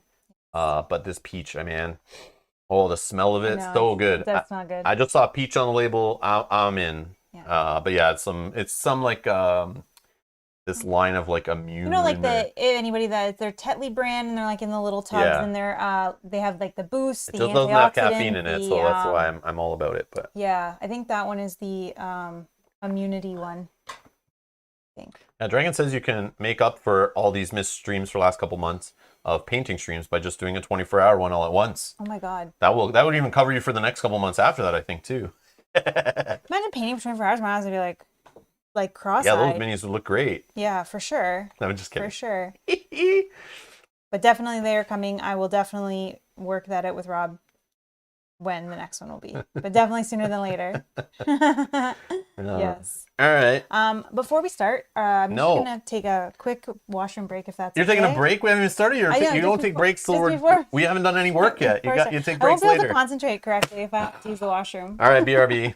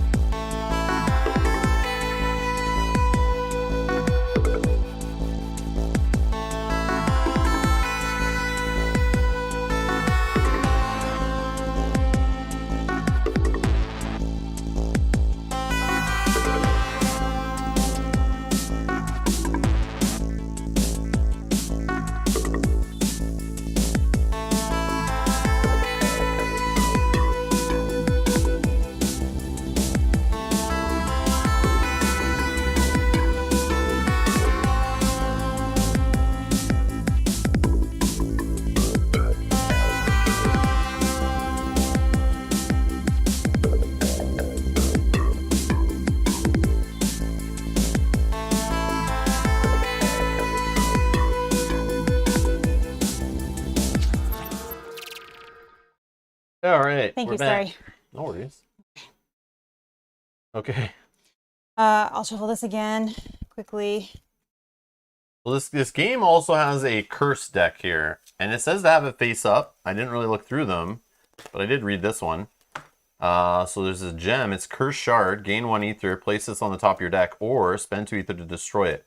Starts the game in the curse deck. So this is new. I don't. Maybe with different certain Nemesis or expansions there were curse decks. I don't know. But I feel like that's the first time I've seen that where it's tells us to set up a curse deck. So Okay. I'm sure something here is going to reference how it. it works.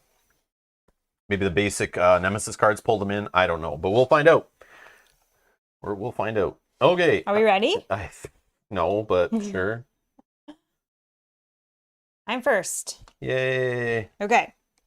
So I guess just quickly I'll show you my special cards. Ooh, special. So I have Entwined Amethyst, so I can gain 1 ether. When you discard this during an ally's turn, I can gain 1 charge.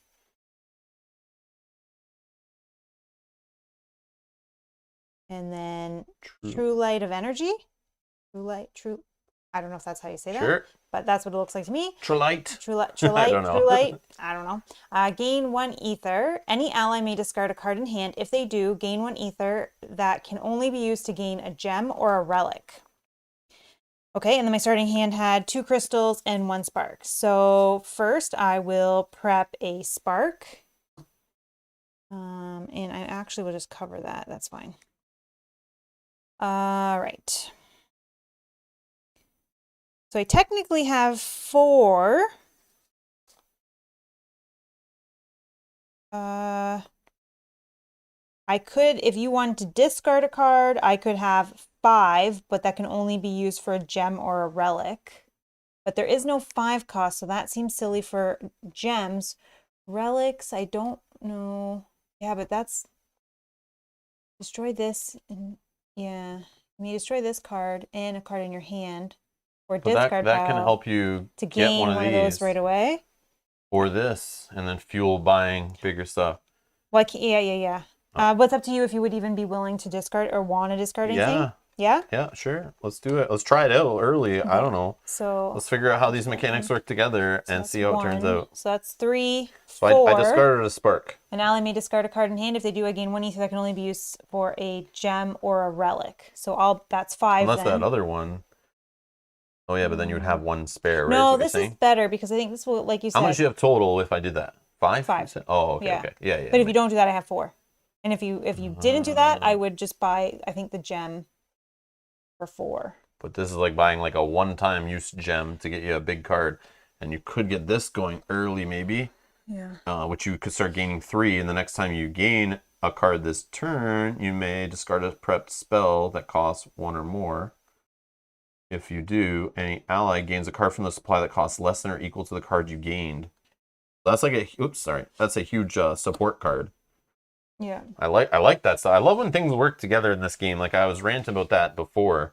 I love the way they started to introduce that more with the game, where like it's a lot more interaction between players at the table.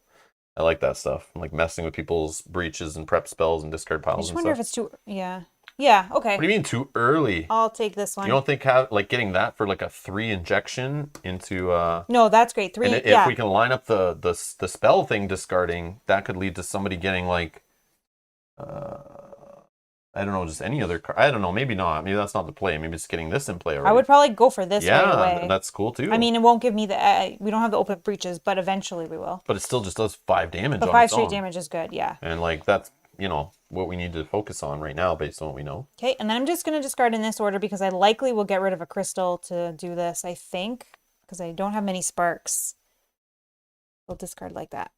And then I will draw 1, 3, 4, 5. And...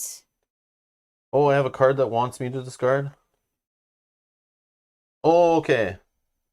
Like this, I should be discarding this. I was thinking just keeping it for the money right now. Oh, yes. That's the same card I had. I didn't really go over my cards, but yeah. Yeah, you can change that. So when I discard this during an ally's turn, I gain a charge? Yeah, that's the same card I have. They work together. And I know, I saw this earlier, and I was thinking like maybe later, but But it depends on if you wanted the ether or not. Yeah, I kind of just want to buy cards, but because that would leave me with only 2 ether.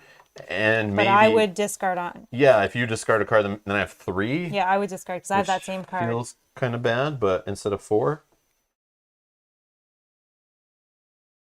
But I mean, I could still just buy the cheap gem or something. I don't know. Hey, Wesley, how you doing? We're doing good. Hello. And hello to everybody that snuck in or we didn't see you or say hello of course, specifically. Of course. Pay attention to discarding. Oh, yes. Yeah, I think that's the whole mechanic. Yeah, of we're trying to learn. I know that's a thing, and maybe we shouldn't have picked these guys also being rough back to the game, but I think it's fine. But we'll figure it out, I hope. So yeah, sure. I'll do it since it's on the card. I want to see how it works. Oh, what's our charge abilities? Yes. I read mine. Mine is cast all of your prep spells without discarding them, and then any ally returns a card in the discard pile to their hand. Okay, and then mine is return up to 2 gems or relics you played this turn to your hand. Any ally draws a card and may prep a spell in hand to an open or closed breach. So it's kind of like lets you do your turn again. Pretty good. A little bit. Yeah. Well, you get to maybe use cards again, so generate more ether to buy bigger cards or something. Okay, so then it is your turn. Oh, okay. So obviously I have nothing to fire out of my breaches. Right. Casting phase. Then guess I'll prep this in the breach here.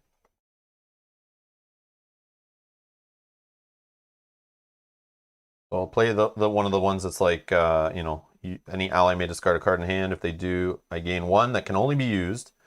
So my card's very similar to hers. The Trilute of Force though. I can gain 1 that can only be used to gain a spell or to focus or open a breach. That's cool. So it seems like I'm the spell person. Okay. So I will discard a card. It's the one that when you discard this during an ally's turn, I gain 1 charge. Okay. So this card is the same for both of us. So that's okay. That's because we're linked. Yeah, we're linked. So yeah. Okay, and then so I have 3 total with this crystal. I could just open this breach. I mean, that's not a bad idea, especially if we can get these going early. Yeah. Right? I'll try that. I'll just open this breach, actually. No. You know what I'll do? I'm going to focus this one. So I love that +1. Mm-hmm, same. And I'll put it on there. Okay, so then I'll put these in here. All right, Drake, we're not linked, we're tethered. Tethered. You are tethered to me forever. My bad. I turn on my Wi-Fi and I'm tethering it to you. We're sharing it. All right. Okay, I'm done. Now what? Draw phase? Yep. 1, 2, 3, 4, 5. So I just got basically the same hand over again. My hand is exactly the same as my starting one. Yeah, that was what mine was too. Oh, it's your turn again. Woo! Yay. So this one has to fire off because it was placed on a closed breach, but I did focus it on the same turn, so you're allowed to put it in there, right? So that will go to the discard pile automatically and then fire off from there. So I'll deal 1 damage to, what did we say the first one was? The player one? Maw 3? Yeah. So I'll deal 1 damage to that one. And I think, yeah, I'll do it again. Same one. All right. Okay, so 2 damage there. So that's done. And sorry, that was if we did 3 or more. We got to move it down, but it had to be in 1 shot, right? Not when a one player turn. deals 3 or more damage with one instance. Okay, just wanted to make sure I knew that the was just wording. 2 little 1 shots. Nope, that's nothing perfect. crazy. Nothing crazy.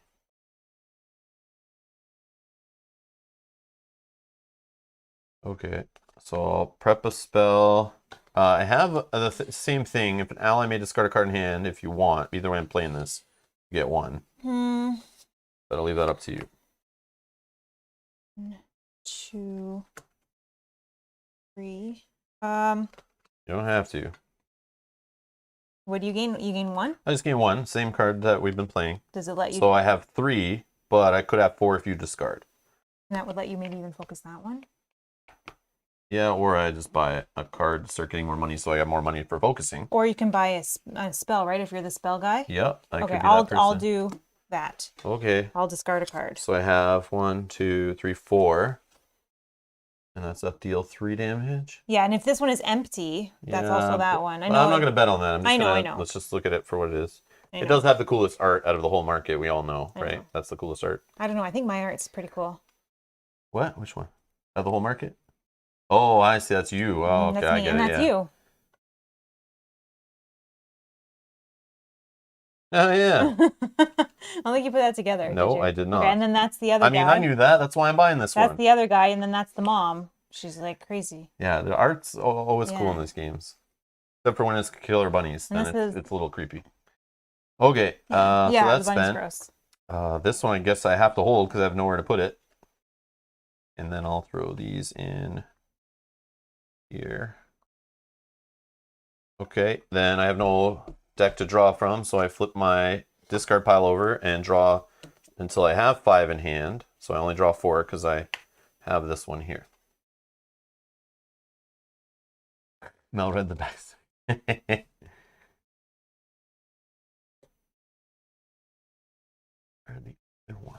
Discard what other one? No, yeah, you already did. Or are they saying maybe this instead? Well, no, this still gives me 2, possibly 3. If he doesn't have something to discard, then 2 would just get me a charge, which is good. If he does, then 3 I would go for money. If I'm going to be more of the like purchaser, or even 2 does this spell too. Yeah, so okay, yeah. So I'm done. Go ahead. What's next? Me. Oh no, we're gonna have back-to-back Nemesis. No! That's a great thing. Okay, so I will deal 1 damage to the Maw 3. Okay. I will prep a spell. I will play for 1, and then I do have this where an ally may discard a card in hand. If they do, I gain 1 that can only be used for a gem or a relic. It's up to you. So this is 2, but if he discards, then it's 3. The economy so much.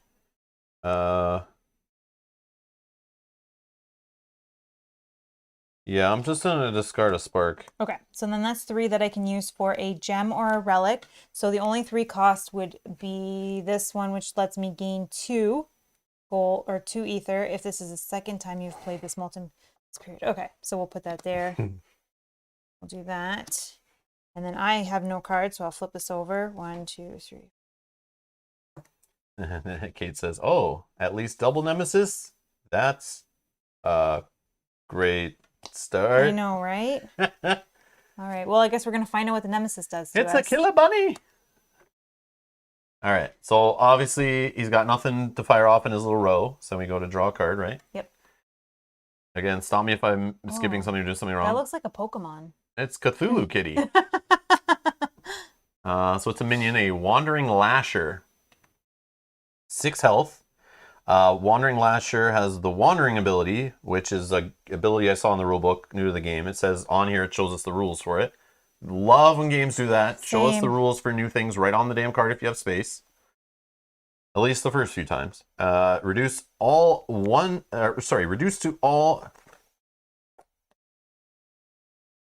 Reduce to 1 all damage that is dealt to this by abilities and player cards. During any player's main phase, that player may spend any amount of ether to deal an equal amount of damage to this.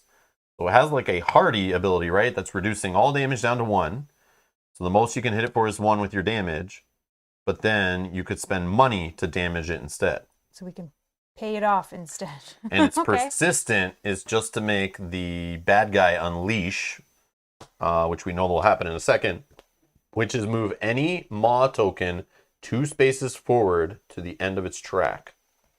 You know what is pretty awesome that I'm just realizing with reading this Wandering? So if you're going more spell heavy and I'm going more money heavy, that helps with the Wandering. So I can help with the Wandering things where you help with... See that. Yeah, so this is a strategy that we need to... Okay. Yeah, so I'm starting to get back into it. Okay. No way, Nemesis again. So we first unleash. So which Maw do you want to move 2 spaces forward? It's gonna, one of them would hit if we did one of the 2 outsides. The players collectively... Gravehold suffers 4 damage to move that one. It won't fire off yet, but it will fire off because we're not even dealing with that one at all. Maybe do we fire off the one we are dealing with? But if next Nemesis card is going to leash again, so like... But then we just pick another one. I don't know. Like... Because if we can do 3 damage... I don't know. You do whatever. I feel like it's... You got this, right, in your deck? Yeah. So once we get that going, that'll pull it back down. Oh yeah, that's true. The pulling it down once we defeat one. Yeah, really as long as we don't go over that line. We gotta hurry up and defeat them all, is what I'm seeing here. Yeah, same. Okay, I would be okay to put it up 2 on the one that we're actively trying to fight. Okay. And then hope it doesn't actually tell us. All right. Yeah, okay. Hemorrhage. Unleash. Oh no. Okay. And then Gravehold suffers 1 day. So let's unleash first. So which one do we want to move up? Twice? Yeah. Move any Maw token 2 spaces forward toward the end of its track, according to the unleash. Okay, so I guess maybe let's do this one. Oh no, let's... This one? Yeah. Okay, Yeah. so no abilities yet. Gravehold suffers 1 damage. Boop. Place this in front of the player with the most open breaches.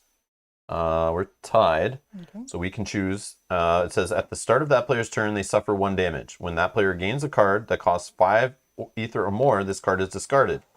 If there are no cards in the supply that cost 5 or more, discard this when they gain a card with the highest cost in the supply. Okay, put it in front of me. Yeah, you're probably the closest one. I have this in my hand, so this is how hands are open knowledge, right? Like we're doing it. I know we are. I don't care, but yeah. Because I do have this, which I can destroy this card to gain a card that costs 6 or more. Cthulhu Kitty is redundant.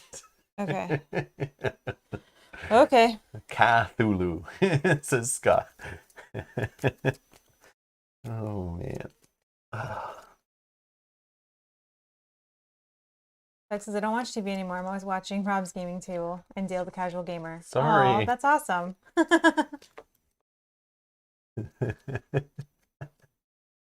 Awesome. Yeah, Dale, I watched your Kickstarter video. Yeah, we're watching today. We watched the Aeons End one, a little bit of it, but I had to stop as soon as you said, just like me, I am an Aeons End fanboy, whatever you're saying, how you just love it. I don't need to watch the rest because I know you're going to back it. I know you backed it. I didn't even watch more than 2 minutes, and I turned away. Were we right? Did you back it? Yeah, we just knew. We know. We knew. But anyways. We've seen some of your other Kickstarter backer videos. But yes. But I watched your other one. You did like, you had like 10 Kickstarters, I think it was. A little bit, a while, maybe like last week or something. I forget. But you were listed a whole bunch of Kickstarters you're interested in. You have your monthly budget. I find that super interesting the way you do it. Where you're like, I have only so much money to spend.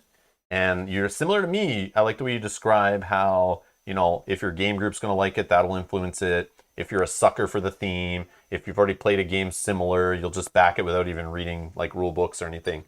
I do that too sometimes, but it's funny. What was the game? The Zombicide game. Oh, yeah. I was thinking like, no way he's going to back this. Like, and if he does, I want to hear why.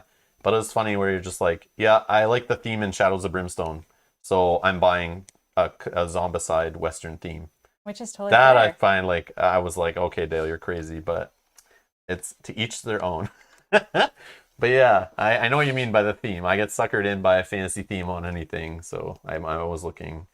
Yeah, I thought it was interesting. I like to hear your thought process as you went through and back them. I think it was interesting. Anyone who wants to check that out, go check Dale the Casual Gamer, and check out his new like Kickstarter videos. But I think they're clever. Yeah, very well done. Okay, ready? You. Yay! All right, I will fire this off. Let's just keep hitting the same Ma. Hey, Ma, hit that Ma. Yeah, and Dale is not Dale, like Dan's saying, Dale's not a casual Kickstarter. Yes, he is. He is so a casual Kickstarter backer. He's a hardcore backer as he's backing a lot, I'm sure, based on the shelves that I saw behind him. But he's casual is in, he just scrolls through the page. I don't feel like he goes too deep into it before he clicks the take my money button. Oh, okay, Dan corrected it. He is a casual Kickstarter backer. Great. Okay. Dale, the casual gamer Kickstarter backer. Oh, yes. We have a minion on the board now, and he does only take 1 damage. Would you rather put it towards him since you're only doing 1 damage, or would you rather put it towards that? He does make the unleash happen a lot, which is bad. Yeah, you're right. Okay, so let's put that back to a You're 2. right. And that was Scott. Thanks, Scott. We didn't even, we just focus on I kept thinking we're only going to do money on this guy. What's the point of damaging him? But and when it only is 1 damage, yes, Yeah. I agree. Makes sense.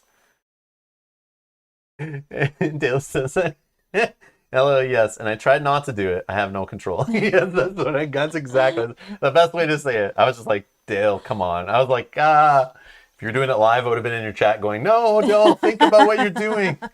Just buy more of Shadows of Brimstone content. You don't need to. It's not the same. It's not the same. But yeah, if you like the Western theme, or what is like Western? Yeah, it's Western. It's like Western and horror kind of mixed together. It's like that kind of idea. I think Dale really liked the train going through. I think you were mentioning that part. Yeah. He's a sucker for trains and zombies. Zombies and trains together in a game, obviously, are. So anyone who's a publisher out there, you want Dale to back your game. We know his weak points. We know his weaknesses now. Crazy, madness, Sandy lost, all the same. Yeah. All right. Okay, so I'm in my turn here. Let me think. I'm gonna prep that into a breach. If you'd like to discard a card, you can. Yeah, I don't think it's enough to get me the money to get rid of this guy, but I debate it. I will, because it'll gain me a charge. Okay. So sure. So that means I have try to get this all going. 1, 2, 3, 4. I have 4, and I can use it to gain a spell or open a breach. I'll just do a spell.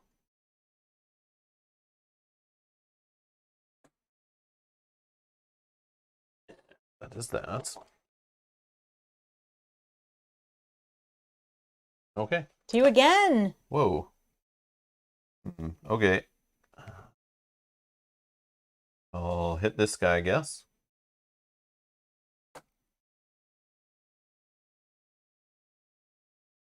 And actually, I have another spell now. I can probably do both. Yeah, now that you have a couple more spells in there. So, would you like to discard another card? I don't know if I can. You don't have to, but it's this one just I'll throwing it discard out for there. that. And that gives me 2, which I can maybe 3. No. Okay. Do you need it? If you need it, okay. I'm just gonna use it to focus this one. Again for 3, and then I'll throw this here, and I'll throw this here, and that is my turn. Whoops. And flip. 1, 2, 3, 4, 5. My turn. Okay, I can do 1 damage, so I will also do 1 damage here. We're gonna back-to-back Nemesis again. 3. You just need to do 3 money and he's gone. I don't know if I can do that yet. But... sorry, I have to take a damage. 4. Oh, if you can buy a 5-cost card to stop that, that would be good too. But it's your turn. Yeah, well, yeah, I can, because I have my little. I'm just worried the Nemesis is gonna go like back-to-back or close to back-to-back. This guy's probably going to fire off twice. Yeah, I'm gonna try. Okay, so I can destroy this. So destroy this. You may destroy a card in hand or discard pile. Oh, or discard pile. There was spark or something. Yeah. Okay, I'll get rid of spark and I'll destroy this. Gain a card that costs up to 6 ether from any supply pile. Okay, can I see it? Yeah, sorry. Yeah, that's cool. Oops, Whoops. sorry. So if you want to continue the spending route, of doing this one. Yeah. Which will gain me 3. Yeah, this will gain me 3. But if you want to speed up the game, but then again, you have like no breaches really going yet. No, let's do this first. Because that could lead you buying another one of those. Yeah, and then I'm trying to build up a... But also we need money to fight these guys. Yeah, like, what and the heck, power man? cards usually need money too. I think I need more money. Okay, so then I have 2, 3. An ally may discard a card in hand. If they do, then I gain 1 ether that can only be used for a gem or a relic. So sure, discard a spark, go. Okay, so then that will give me 4, a total of 4, which I can use to buy a gem or a relic. Any ally may destroy a card in hand. That player may gain a card that costs up to 2 or more. Then the destroyed card, oh my gosh, costs up to 2 or more. Then the destroyed card, 2 or more, then the destroyed card, I place it into their hand. Okay.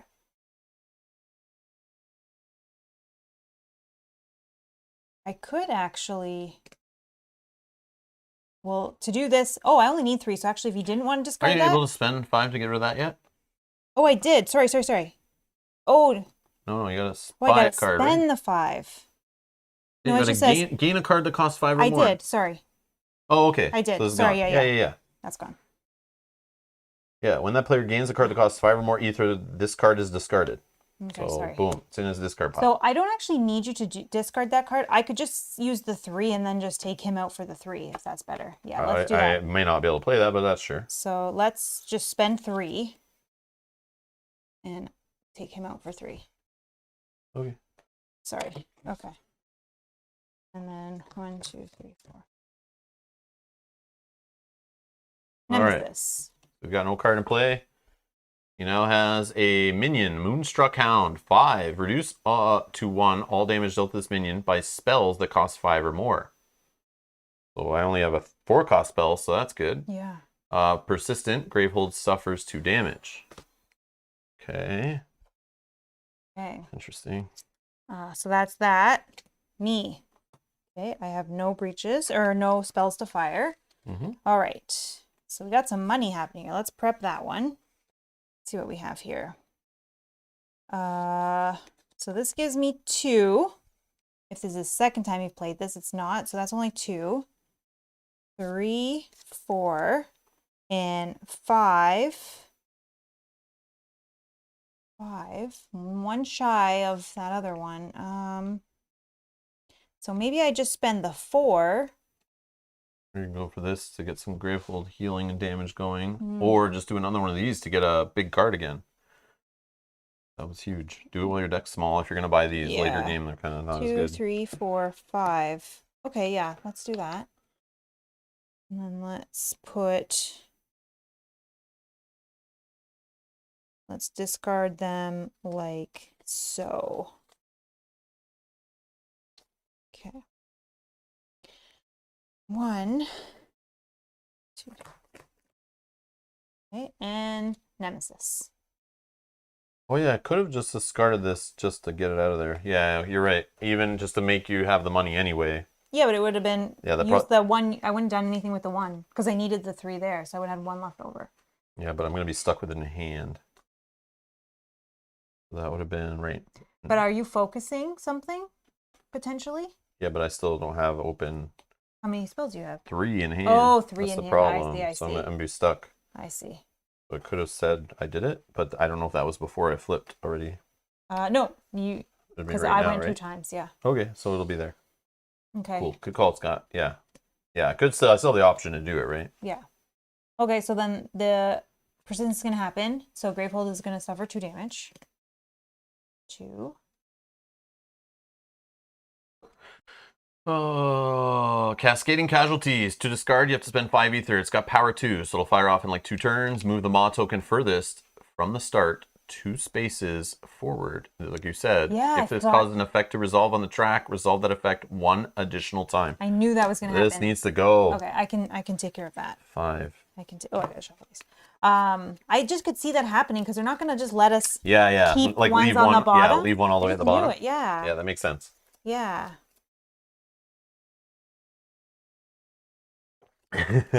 Dale gets angry when he can't back a Kickstarter.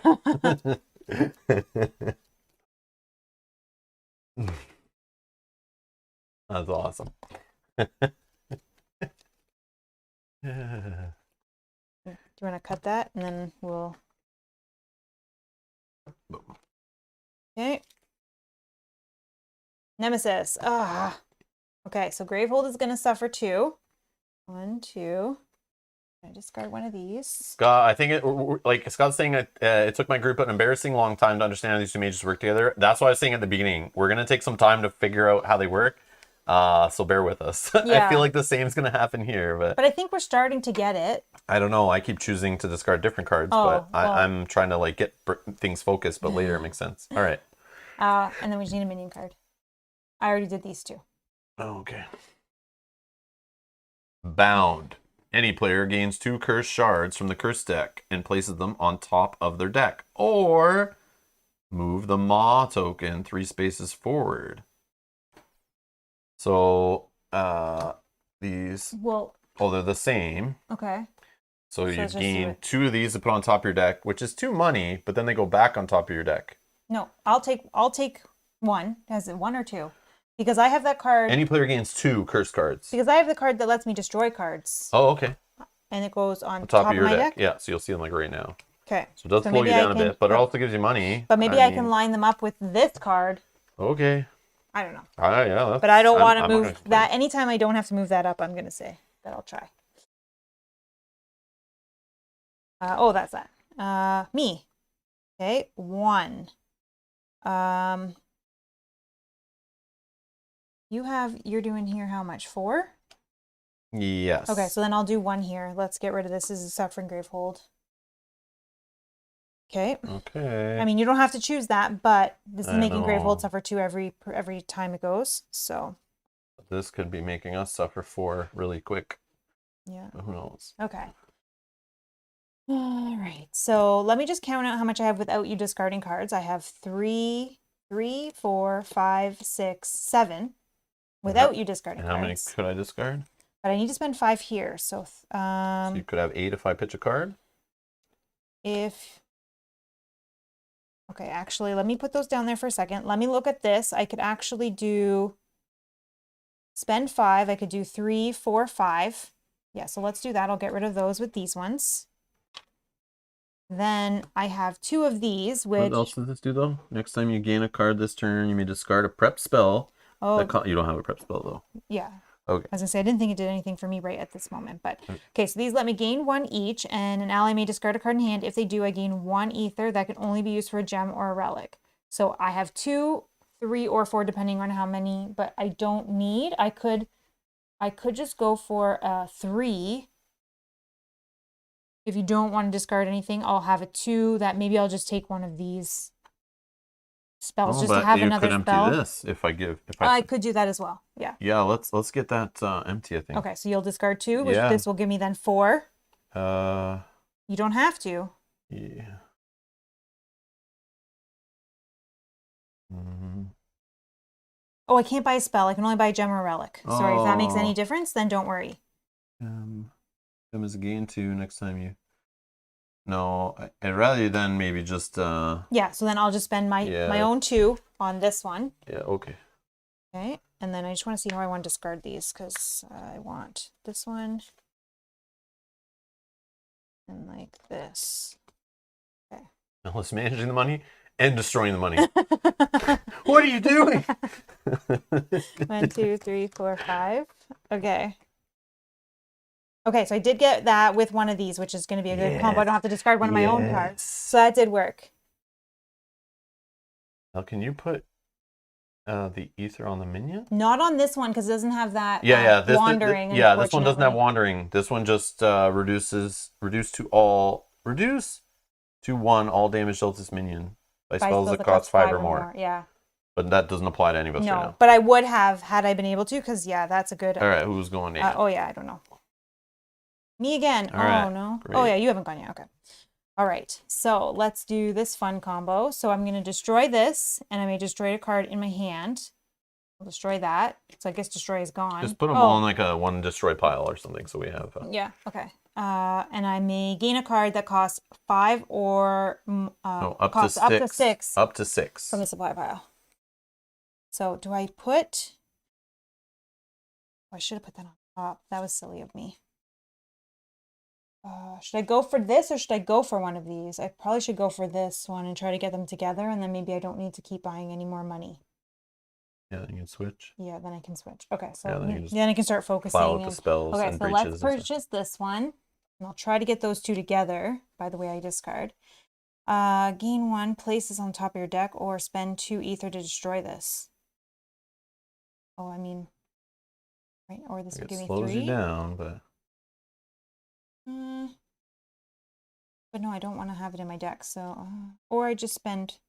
You can deal with it next turn. Yeah, maybe I just spend the 3, and I focus and start getting my +1. Mm-hmm. I'm going to start focusing on getting spells in a minute. So yeah, let's focus this one.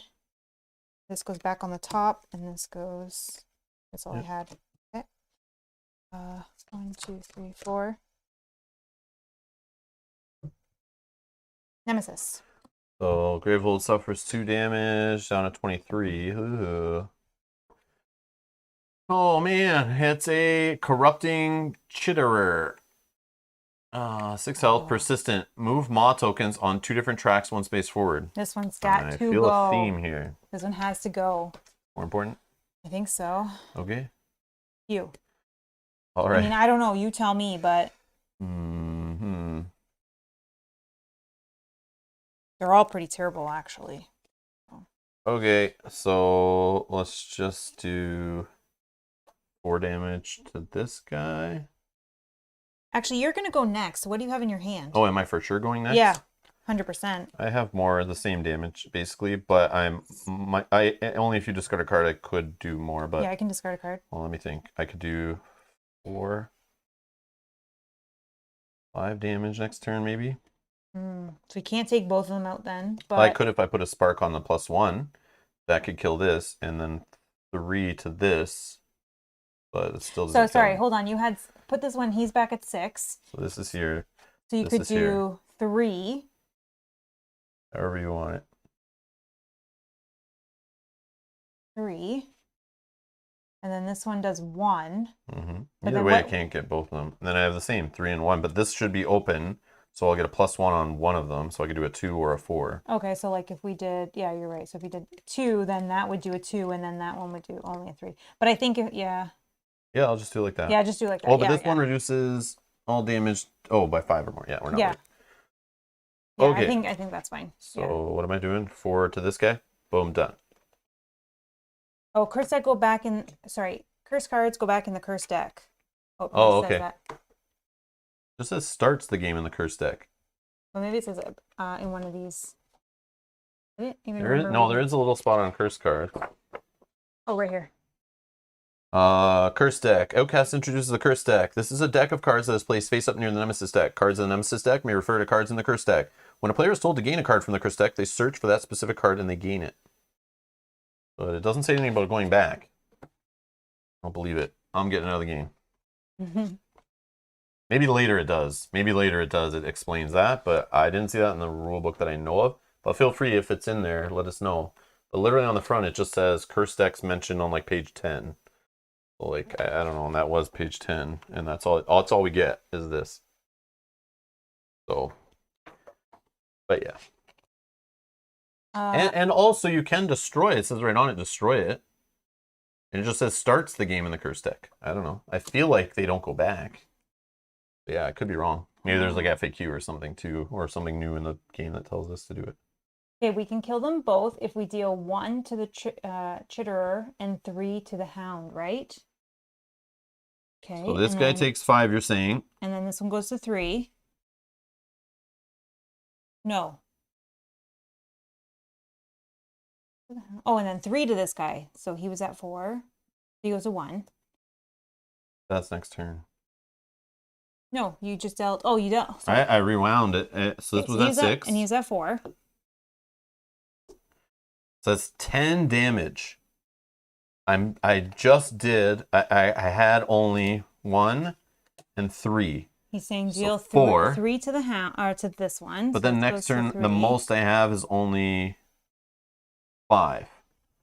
So 4 plus 5 is 9, and we have 10 damage. Oh, no, I'm wrong. Okay. Yeah. Okay. I just don't. I'm like, that's okay. Maybe I'm doing it wrong, but I just see like even any combo there, I don't think. So how did we originally do it? We did all of it to this one? Yes, so please. This guy's at 2? Yes. You lose 4. Okay. I just want this guy. I know, we were trying to think. There's got to be a way. But... I'm trying to think of a sneaky little way to get one more damage. You go next, and then we're going to shuffle it. So potentially. All right. So I damaged. Now I'm going to gain 1, and then if you want to discard a card, I can gain a 3rd money. 2, but if 3, not, 4. You have the big cost one? No. Oh, okay. Because I was going to say this works with that. You want to have that for that, but. You don't have to. Well, if you. But it will turn it to me doing more damage by opening this. I will. Or I would just spend 2 to just focus this one. Either way, I can play my both. Nope. I'll do that. I'm just going to think for a minute on which card I'm going to discard. Right, so this will open. I think I want to keep that 1 just in case. So I now have the +1 damage going. I'll just get rid of that. Or actually, this lets me gain a charge.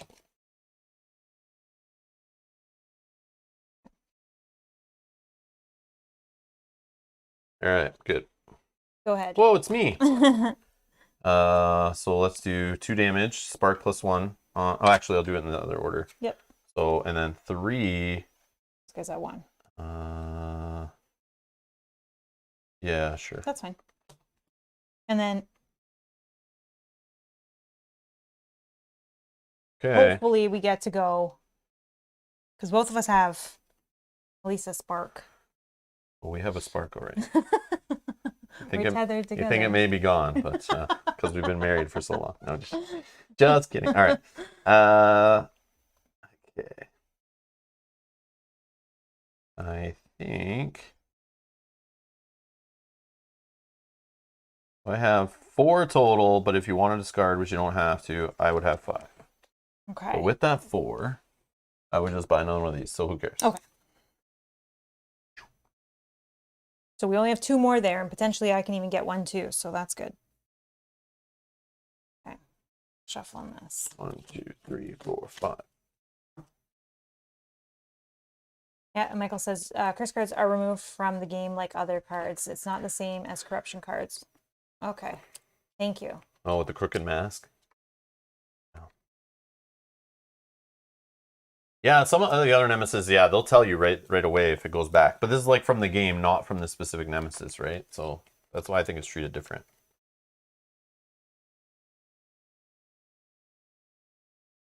Okay. Me. Okay. So we're going to prep this Lonely Spark. I can gain 2 if this is second time. Nope, it's not. So this is 2, 3, 4. 4 could let me get that. I'm not going to say no to that. Yeah, Eventually we're gonna do that. There's only damage. 1 more there.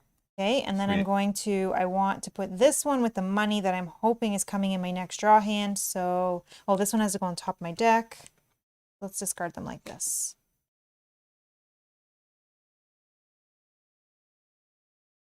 Okay. Yay. Yeah, we can kill that guy. 2 damage. Boom. All right.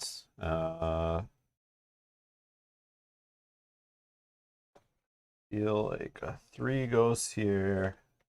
2 there, 1 there. I have 2, but if you'd like to discard one, I will have 3. I'm assuming I can discard this one. It doesn't say It not. doesn't say you can't. Yeah, This. yeah, it makes sense. It still just comes back and haunts you again later. But Gain 1. But if you need that money to get something crazy happening. No, I have 3, 4, 5 if I don't. And remember, we're going to see power cards and stuff too, so you having money. Okay. No. So I have 3, so I'll just open this one. Yes, now we got to get your last one open and then get this one, get you some of those. Okay. I don't know how we can do that. 1, 2, 3, 4, 5. Okay. Oh, you done? Yeah. Nemesis. Marked for death. Unleash twice. Place this card in front of any player. For the rest of the game, when a Nemesis card specifies any player, the player with this card must resolve that effect if possible. When the player with this card becomes exhausted, discard this card. Okay. I mean, are you sure? I don't know what it's going to do, but sure. All right, we're going to move up twice. We have to unleash twice. Yeah. So which one do we want to move up? Okay, so I think Gravehold Suffering 2, or Gravehold Suffering 4. Oh. Gravehold I Suffering 2. know we haven't got the heal going yet, so that's not. I know. Any player. How many cards do we have to discard there, sorry? 4 collectively. Holy. 4 collectively. I guess I could do 2. Do you have 2 that you would discard? I know it's not the best. Yeah, sure. Yeah, Yeah, sure. so let's do that one. I'll discard these 2. So, boom. Okay. And then... Oh, yeah, that does put these together, actually. Okay. We can do Gravehold Suffers 4 or Gravehold Suffers 2 and one of us suffers. But I think Gravehold Suffering 4, because potentially if we can get this going, we can slowly bring it back to life. Want to try that one? Okay. This one? Yeah. Gravehold Suffers 4. Ooh. I know. We'll try to get this one going, I guess. All right, next. I mean, I don't have this. It's me. Okay, I can do 1 damage. So let's do 1 damage here. Okay, and I only have this, so let's put that there. And I have 3 ether.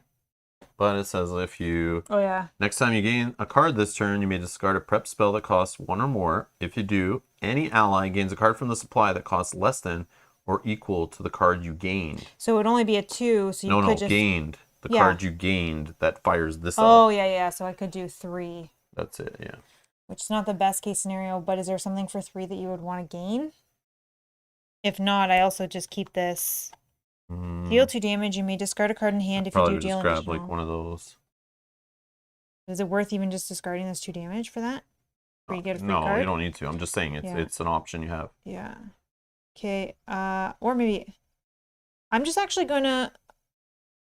You play it and then you gain the thing first. I don't think I might just use something here. Sorry. Oh yeah. So yeah, that makes sense. Just maybe I'll focus for 3. Yeah.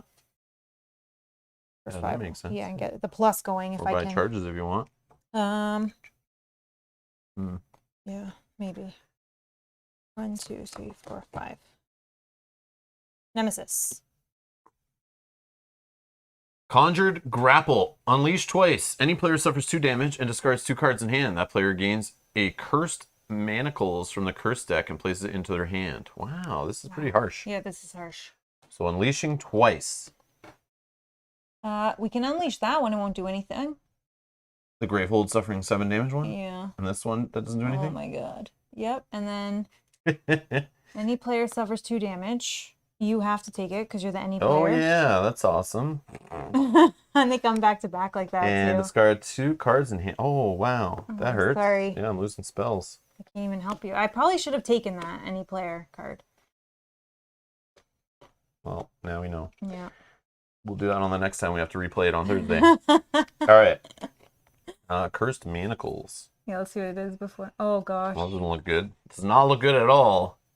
A relic, Cursed Manacles, gain 1 charge, suffer 1 damage, or discard 2 prep spells to destroy this.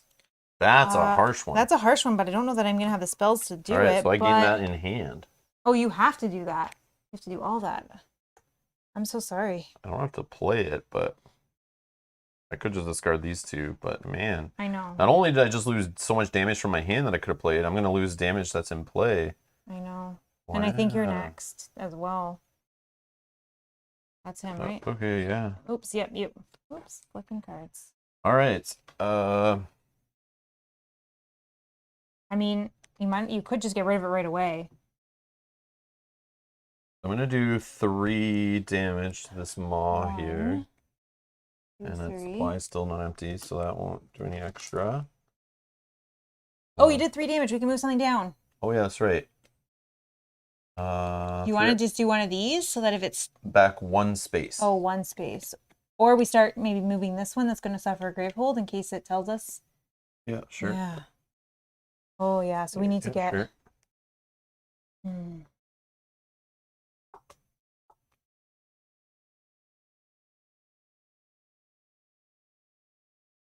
Okay, I'll discard 2 prep spells to destroy this. Oh, you have to move back the one you damage? Oh, is that what it says? Is that what it? When a player deals 3 or more damage with 1 instance to a maw, move that maw token back 1 space. Oh, my bad. I see. Okay. My bad. This one goes back. Okay, that's fine. Okay. Wow, that makes more sense. Okay, then I'm just going to prep this spell here, and I'm done. Oh, yeah. Sorry, it could have been... I see. Sorry. Yeah, I read it out loud, and it doesn't even sink in what it's doing. All right. So there's my hand. Good old starter hand. Woo! Okay,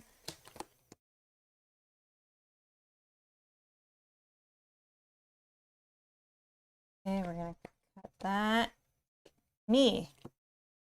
Okay, so I can deal 2 damage, and I may discard a card in hand. If I do, I deal 1 additional damage. Okay, so here's where we can do 3 damage. So I will discard... a crystal to do 3 damage to Maw Well, do we want to move that other one down? Well, this still has a way to go back. Okay. And so, if it moves 2, it fires that yeah, off. you're right. So let's just get rid of that. And we're close to actually firing one off and stopping it Yeah, completely you're right. and then reducing another one. You're right. You're right. Like, you really just need to, like, as much as you want to try to damage them all separate, that's just a recipe for disaster, I think. know. You got to, like, really focus and just, like, it's going to hurt a little bit, but it'll be better in the end, I think.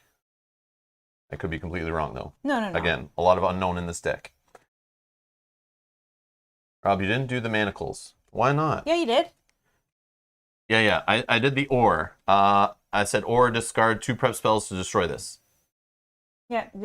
And then I had 2 spells in my open breaches I chose to not do during the casting phase. Yeah. So then in my turn, I just did that to discard it. Okay.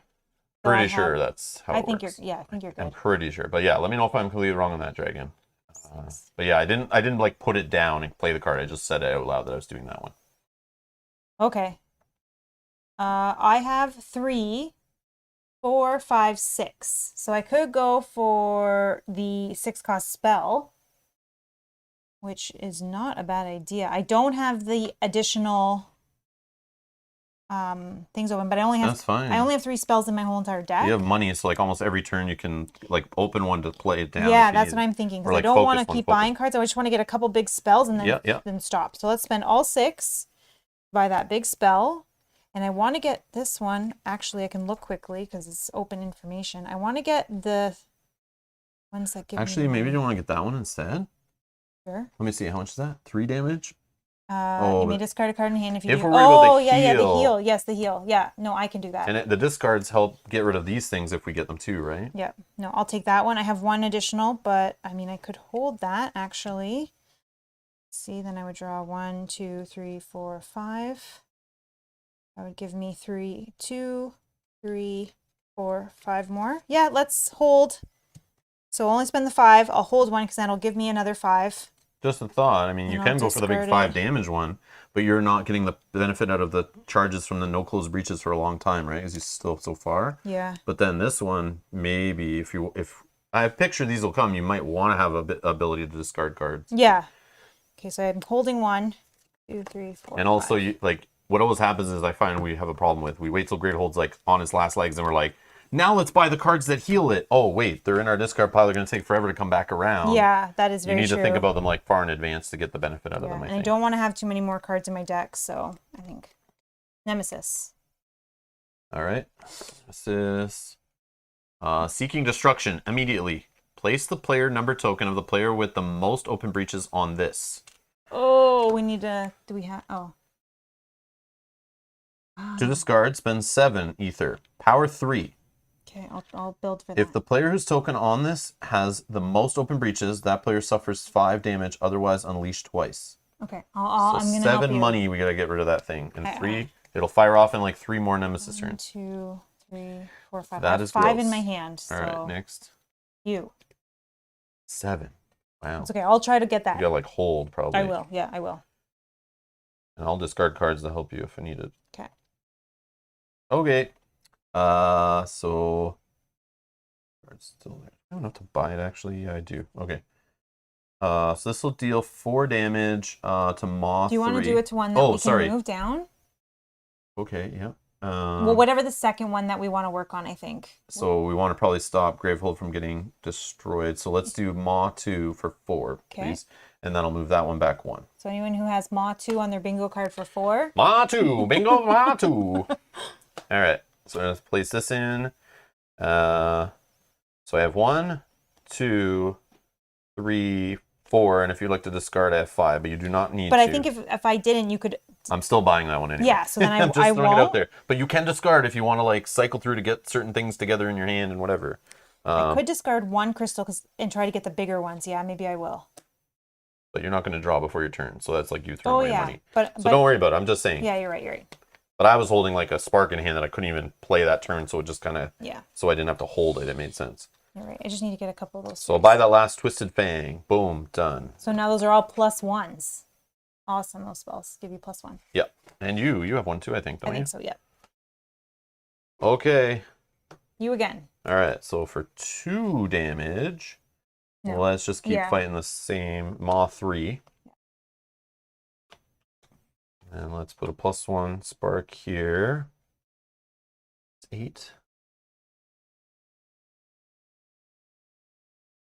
4. So I only have 2, but if you'd like to discard, I have 3. But with the 2, I would just buy a charge maybe, or another spell.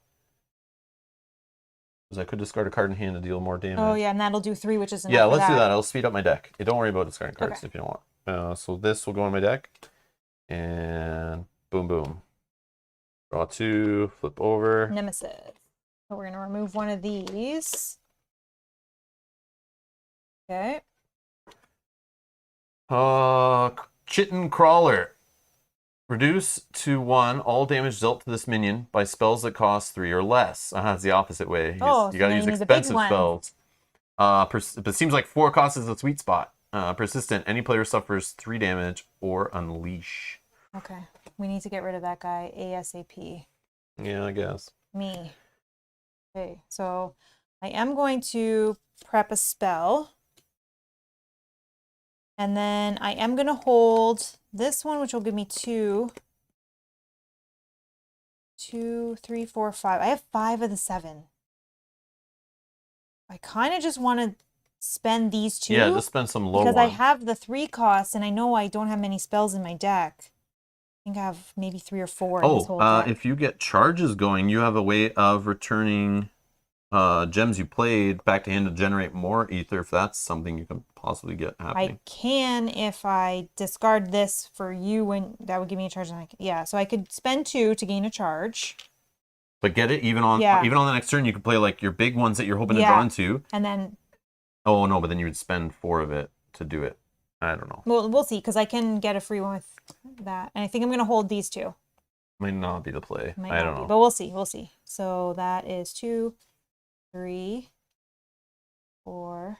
Give me a 3. Give me a 3. Oh, 5. But these could give me +2.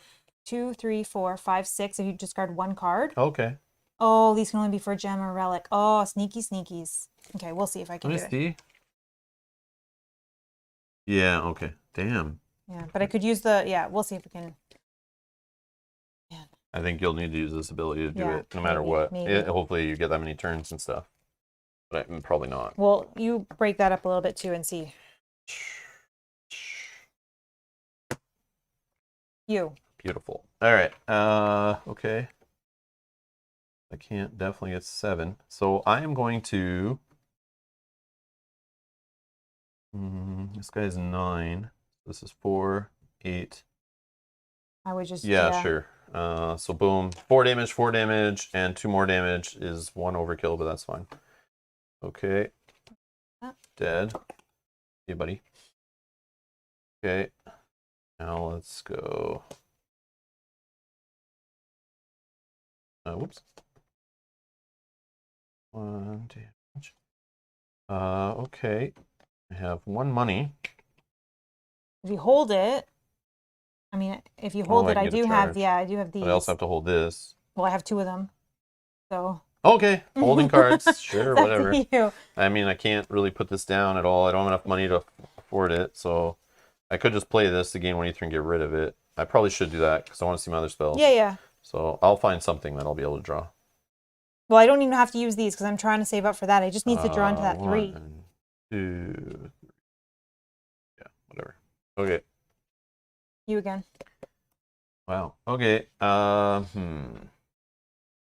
I like this idea of leaving this one not dead because we have a way to move it up twice and it doesn't do anything yet. Yeah. Then I would kill it. Same. I like that. But I do think getting this one back down or getting them. Yeah, true. I just need to get them 2 away from an effect, Agreed. right? So this one moving down 1 or this one moving down 2. But this one I think is right now is more. Yeah, true. Okay, so I need to hit number 2. At least with your first one. For 3. 4. 4 on number 2. So that's 1. And you moved it down 1. Not yet. 2, 3, 4. Right there, right? That one? Sorry. 1, 4. If I could count. There we go. Hello, Cinegamer. Hello. And Hexy, hello, who snuck in there. Anyone else who's tuned in? Thank you. Hello, hello. Yeah, sorry, we're in it. now. Yeah, like trying to win this one. I don't know. That 7th month Aeons and Rust is like got me like worried I'm messing it up efficiently here with our gameplay, trying to win it. But I think you were right. I think next we go for this one to move that one down. So 4 on number 1. Okay. And I'll just do 2 on Maw 3. All right, so +1. Oh, hold on. You couldn't have used that last spark on that guy. So he would be remaining with 1 hit. Oh. So that's okay though. We'll put him back with 1 hit. But then on my next turn, I could have. So take the 2 away I did to that, and I would have done it off my last spark. So whatever. But you couldn't use a spark on this guy. Why not? Because you can't. You have to hit him with. No, it just reduces it down to 1. Oh, then he's it doesn't matter. dead anyway because I had overkill. Then it didn't matter. I'm sorry. It didn't matter. Just the extra was useless. I thought you couldn't even use it. Here, switch. All right, I didn't undo that, did I? Yeah, so no, don't undo anything. Okay. Killing me, man. Sorry, I thought you couldn't use spells. No, it just reduces like hardy. It's hardy against 3 costs or less spells. Okay. Sorry. So I said I was doing 10 damage to him, but really I only did 9 anyway. Yeah, so I was wrong too. I said it wrong, but I did it right. Okay. Sorry. Okay. So I prep this. Then I have 3 money, and you can discard a card if you want to give me 4 money. Yeah, but I do want to discard a card because I want to gain a charge. Oh, good. Okay, so with that 3, I will just 4 now. I will focus. And yeah. And I'm good. Draw 3, flip 4, 5. It's me. Okay.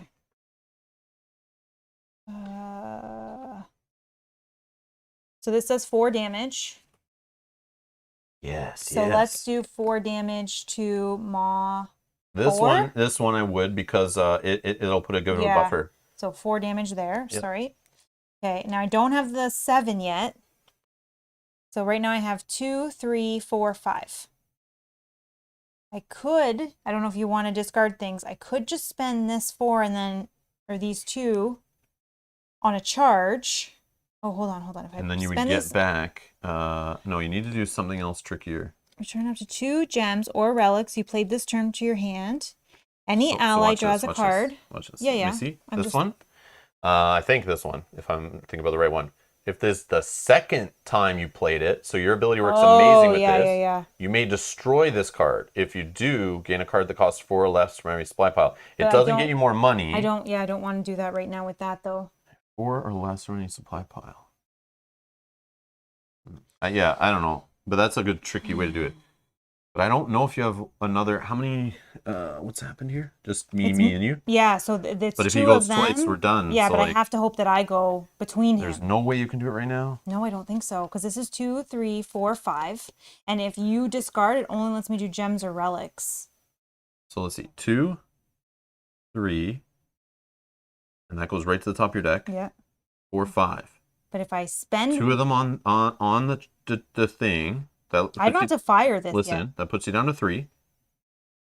Then you bounce back the 2 and the 1, and that play that back out. That only gets you to 6. Yeah.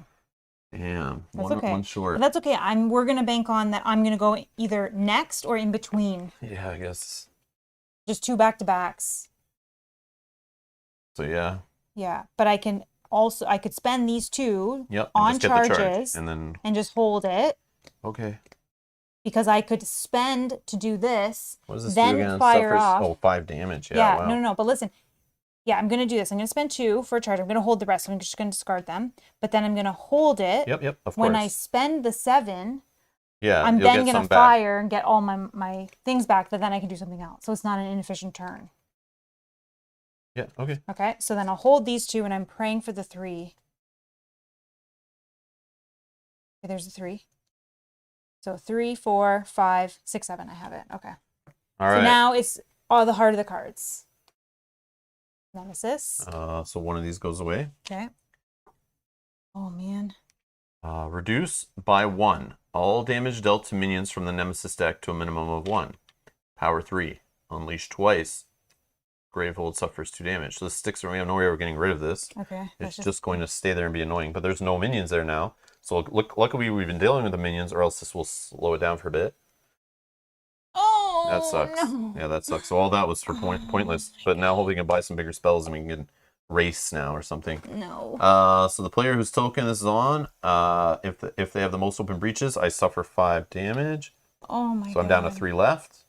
And I'm the target of everything, so this is gonna be great. Oh yeah. Otherwise, unleash no, but I have the most open breaches. You either A I had to guess I open a could've ton of spent- breaches, but then you'd be down to 4 anyway. Or no, it wouldn't. We could have avoided it If we both have the same? if you opened 2 more breaches and then said you had the most, so it wouldn't have been my number, and then we were good. But then it would have still unleashed twice, which is still bad also, because one of us would have been probably taking damage. I took one off there already. All right. Oh my god. Oh, look at this. An oral carnivore, reduced to 0, all damage dealt to Moz. Wow. Persistent. Any player suffers 2 damage. So this is annoying because now all damage is reduced down to 1 On when him. and he's 10. And everything And is then reduced he's to 0. reducing this to 0. So we have to just focus on him. But you're gonna waste so many how? spells. You're just gonna have to hit like 10. Like this is 2.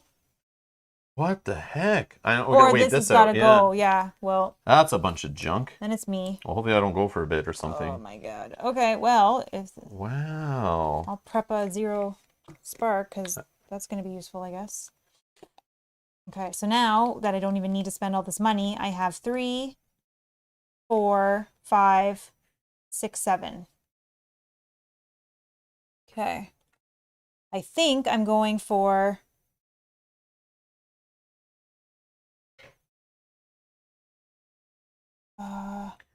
3, 4, 5, 6. Welcome to 7. experiment 153, says Dragon. Man, yeah. 7.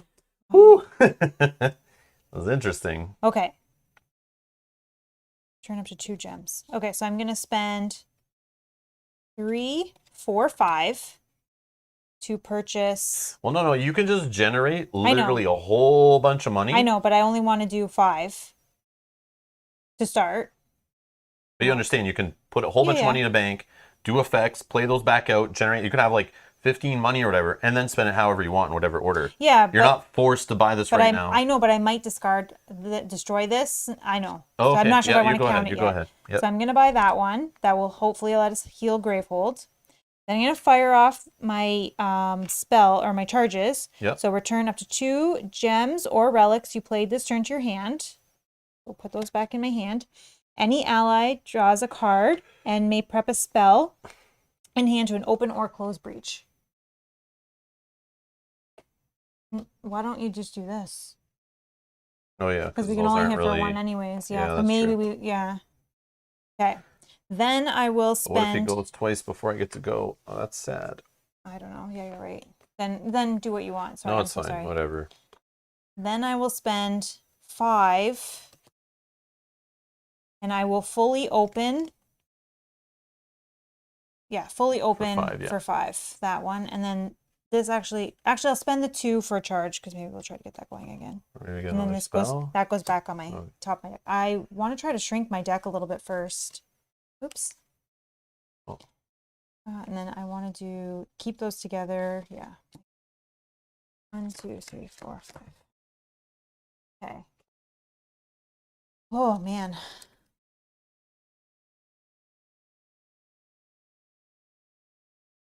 Yeah, I can use a more expensive card. It's just the idea is if maybe he goes, like, I can use these first, and then hopefully this is gone, and then I'll get these out later.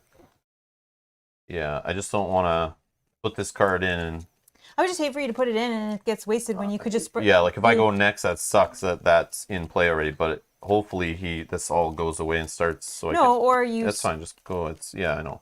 It's a risk. Okay. But that's actually the best case scenario. Sure. But just maybe not. But 3 times, right? Yeah. So 3 times. So it's gonna go to 2.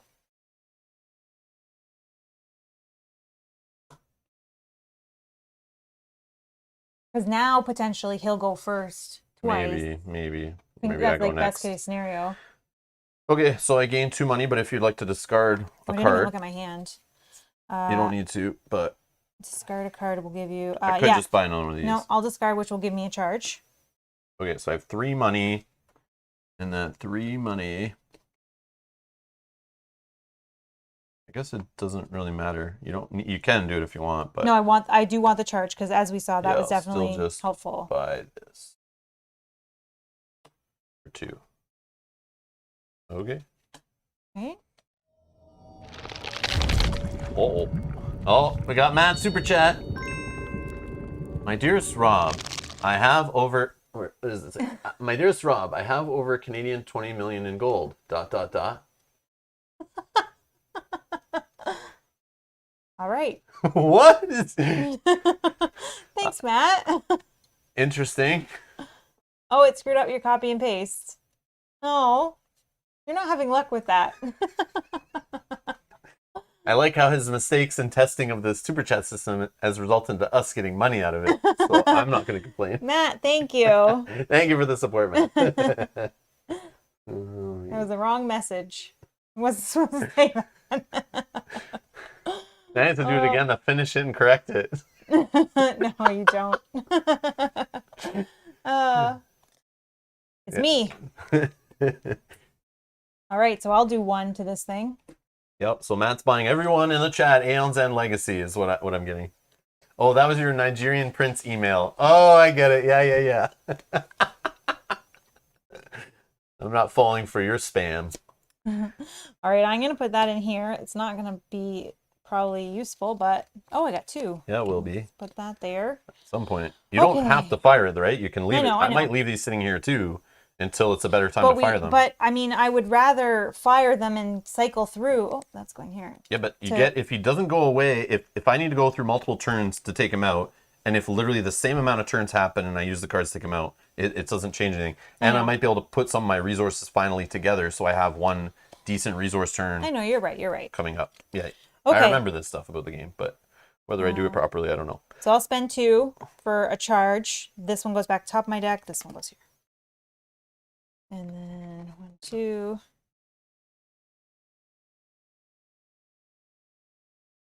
Me again. Okay, let me just look at my hand here.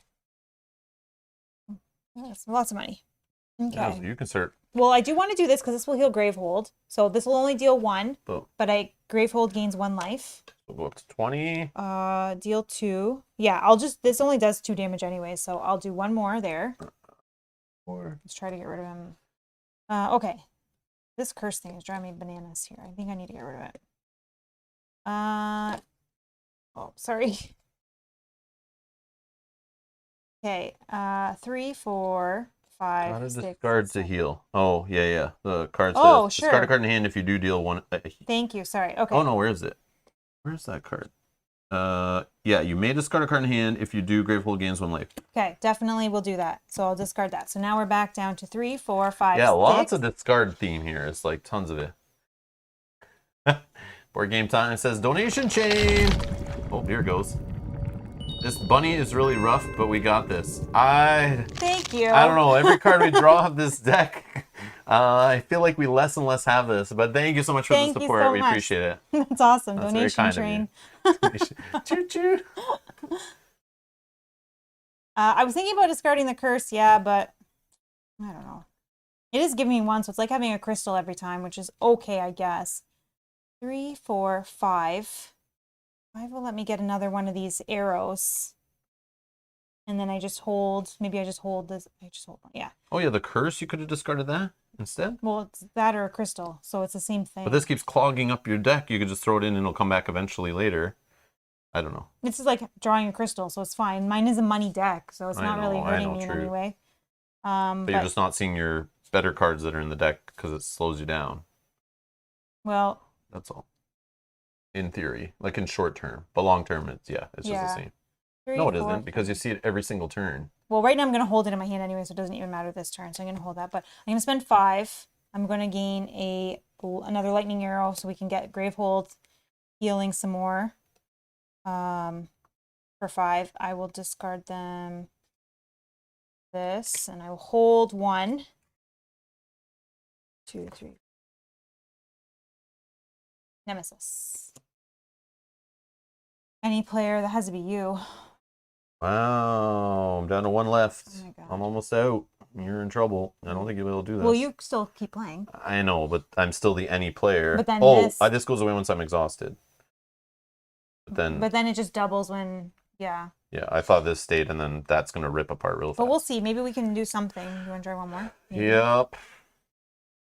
All right. Toxic Subterfuge. When a power token is removed from this, Gravehold suffers 2 damage. You discard, spend 7. Power 3, Unleash. We're in the tier 2 card still. Tier 3 is not here yet, but when it does, we're in trouble.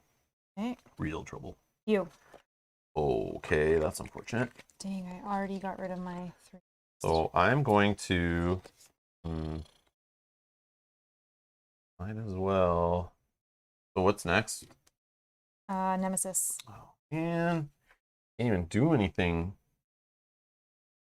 Yep, so you'll be out next round, which sucks. And I think you have to remove a breach and everything. Yeah. Oh. Which will be this one, unless I can. Nothing lets you fire things off from your hand or anything. Oh man, I have nothing that will help you. So I literally waste 4, 8, 9, 10, 11, 12 possible damage. Don't then, because you know he's going No, next. but then I'm just holding cards in hand. But I mean. Oh, you're replacing the same cards anyways. Yeah, but then it takes forever to get them back. This way I know I'm having 2 good turns back to back. All right, 2-ish good turns. He's going to go down to 1. You're also going to have to remove an open breach, so only play 2 unless you want to play the spark that's going to go nowhere. How do I do this? This sucks.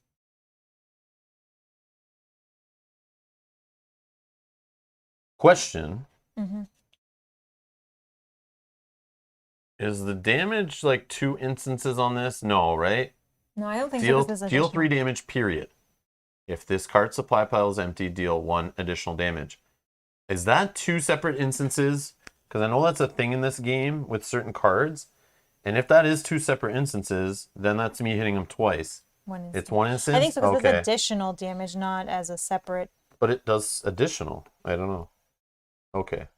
1 instance? Oh, man. Yeah. No, only 1. Okay, cool. Just double checking. I'm like, man, if I've been misdoing that the whole time, that sucks. All right, cool. You made this card kind of you. All right. Like I could just fire these off, get this guy down to 1. Still sucks. I could just let this breach go. That's fine. Yeah, if you just play with the 3. Like I'm not gonna waste money on it, I guess. Yeah. Okay. So if that's the case, I'll hold that. And then I have 2 money, but could be 3 if you discard a card, but you don't need to. Yeah, I can discard a card. Yeah. I'll discard. I'll discard this one. Okay, so 3. I will. Oh no, I just need 2. You don't need to, because there's nothing for 3, right? Other than that. Other than the money. Yeah, let me just do the 2. Okay, so and I'll just gain a charge. Okay. Oh, but I lose all the charges when I get knocked out, right? Yeah. So just buy the 2 spell then. Yeah, okay, sure. I mean, I don't have to buy anything, but sure. True. Why not? Okay.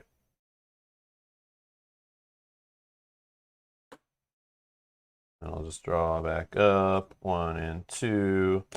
Go ahead, Nemesis time. Yep, Nemesis. So this one goes. Unleash twice, and then Gravehold suffers 2 damage. So I'll do Gravehold. The unleashing, we'll put this one up 2, and then we'll put this one up 2. Okay, that's gone. Then this guy, any player suffers 2 damage. That has to be you. Boom! So what happens when I get exhausted again? That is on the last page-ish. Exhausted. If I reach 0, resolve the following. Resolve the Nemesis Unleash effect twice. 1, 2. And the other one, yeah. 1, 2. Sure. Oh man, we just got all that set back. I know, that sucks. Finish resolving the Unleash effect before that player resolves the effects of becoming exhausted. The exhausted player destroys one of their breaches. Discard any spells prepped in that breach. I'll just destroy this one. Okay. Destroyed breaches can be returned to the box. There's no way to regain the destroyed breach, and the remaining breaches stay in their current position. The exhausted player discards all of their charge tokens. So I just lose 1. The exhausted player continues to participate in the game as usual with the following exceptions. Exhausted players cannot gain life. When a card deals damage to the player with the lowest life, it has always dealt that damage to the non-exhausted player with the lowest current life. When an exhausted player suffers damage, instead deal twice that amount of damage to Gravehold. This includes excess damage when a player initially becomes exhausted. So 1 I got hit with, so it becomes 2 on that. Okay, 16. If all players become exhausted, the game ends immediately and players lose. Okay, and then this is gone, right? Because that's Yeah. it. Okay, good. This gets discarded. Okay, so then now we're on this one. When a power token is removed, Gravehold suffers 2 damage. Oh 1, 2, 14. Oh my god. no! Scaled Flesh. This is still tier 2. Power 3, unleash twice. Set this card next to the growth mat for the rest of the game. Players must deal 4 damage instead of 3 to move a mod token back. So nothing yet, but that's what'll happen. Okay, we can't do anything about that either, so... Oh yeah, I can shuffle these, sorry. Oh. Please just draw me first. So I can one-shot this dude. And then smash a maw, move something back. Yeah. Okay, and now we're gonna just do something like that. Me. Okay, maybe you're next. Maybe you're next. What do I got going on here? Okay, let's put 3 damage. Deal 3 damage. This one's gonna go here. It's gonna go there. Okay, so I don't know if you want to discard, but I do have 2 that let you discard. If you want, you don't have to. What are you trying to buy with that? Gems or relics? I think I'm just going to try to actually start opening things. So it Or really actually, no. I'm just going to spend the 2 to get rid of this thing. Spend 2 to destroy this. Okay. Done. Let's not even worry about that. Okay. 1, 2, 3, 4, 5. Because I need to get to 7 again, which I need to draw through into that. Oh, it's you. There you go. There you go. Yes. So I'll just do the 4 damage on this guy. Okay. Boom. Let's do 4 damage. This will do 3, 6. But I think... Oh, okay. Yeah. I think you just start moving things back and then we'll... Yeah. So I'm going to do 4 damage on this one. Okay, so this will be left at 2. Maw 3, and then Maw 3 will go back Thank 2. you. And then this one is 3 damage, but can be 4 if I discard a card in hand. Which... Here.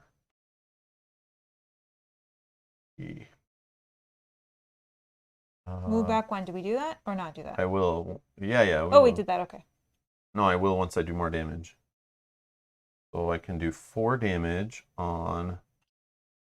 Let's do it on this one. 3. There's 8 left on Maw 2. Oh my gosh, I'm so sorry. So Okay. yeah, so then And that goes back to is it 2 or 1? 2. Okay. Right? Or is it... I don't remember. That's what I'm asking. Oh, it's 1. Sorry, 1. Did I move this one too, didn't I? Okay, that's Yeah, maybe sorry, why they're sorry. saying 1. Okay, I was just making sure. Okay, it's When a 1. We player got deals 3 or more... Yeah, 1. Sorry, Sorry. 1 space. 1 space. Sorry, My bad. we got it. Okay. And then hopefully I can go next and do that again because I have 3s here. But when I destroy one, I get to move another one back too, right? Yes. That's what I'm getting confused Yeah. on. Man, it's like they move forward 2, but maybe 1, but maybe back 1, maybe back 2. I don't know. So let me just... In that case... no, we'll just leave it like... no, we won't. We're going to destroy this one instead. So we're going to put back 4? 4 on this. Oh, just turn it to 6. Here. And I'm going to just destroy this one. Okay. And I won't discard a card. I'll just do 3 damage to the maw. This one's gone. And then it moves back 1, 2, which would this one have been up here, right? Yep. I'll just move this one back 2. Perfect. So we now don't have to worry about maw 3 anymore. That's player losing ton of damage. Yeah, because we can't afford that at this point. Yeah, I think. Next one I think we need to do is I think that's it, yeah. Okay. this one.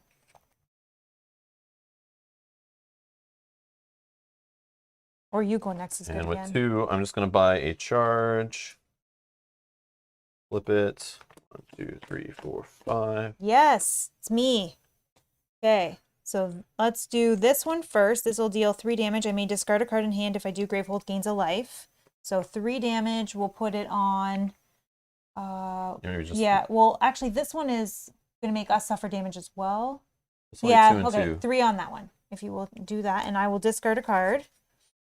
I will discard a spark. So it's down to 8 left. 8 left on Maw 2. Gravehold gains 1 life. Yay. Then let's deal. This does deal through 4. 5 total. 5. So it's a breach. So let's deal 5 here. Boom. And that will move this one back 1. Okay. Let's prep a spark here. We have 3, 4, 5, 6. I'm 1. Oh, okay. Rewind. I didn't realize that. I'm going to discard the spark instead of the crystal that I discarded for the lightning arrow. You don't really need to heal Gravehold if you don't well, want to. I want to. Okay. But now this keeps me to 7. I didn't realize I had 7. Okay. 3, 4, 5, 6, 7. Yep, 7. We'll get rid of that. And let's do. Oops, so sorry. At that. So we don't have to deal with him unleashing. And 1. Oh, it says when a power token is removed from this, Gravehold suffers 2. Did we do that before? We did that, yeah. Oh, okay. Yep. So that's good now. Okay. Nemesis. See you later, Dan. Remove 1. You killed Ma. Yeah. I removed 1 from this one. Sorry. Okay. You're going to draw? Draw. Whoa, what is this? Oh, man. That's disgusting. This eyeball staring at us from the sky. It's a minion 11, Wandering Observer, still in tier 2. The Wandering, he's going to reduce all damage to 1 dealt by abilities of player cards during a player's main phase. That player may spend any amount of money to deal damage equal to this. Persistent, Gravehold suffers 2 damage. Beautiful. Beautiful. So I can fire money at this guy. Okay. You. Yay. Okay. Let me see what I got for money, actually, if that matters. Oh, I only have 2 at the moment because I got some spells. I have to focus. So, yeah. All right. So I'm going to deal... Yes. 4 damage. Maw 2 destroyed. And I'll move this one back 2 so we don't have to pitch 8 cards total from hand. That would wreck us. It's like skipping 2 turns. Yep. Okay. I think we focus on this one next, though. Agreed. So then I'll do 4 damage to that one. Maw 1. Goes to that, but I'll just turn this one to so 2. Move Maw 1 back 1. And then 2 damage to it. And then it goes down. Oh, no, that's not enough. Yep. Nope. Yeah, unfortunately. That's okay. Okay. Oh, who's going next? Nemesis, I think. Yep.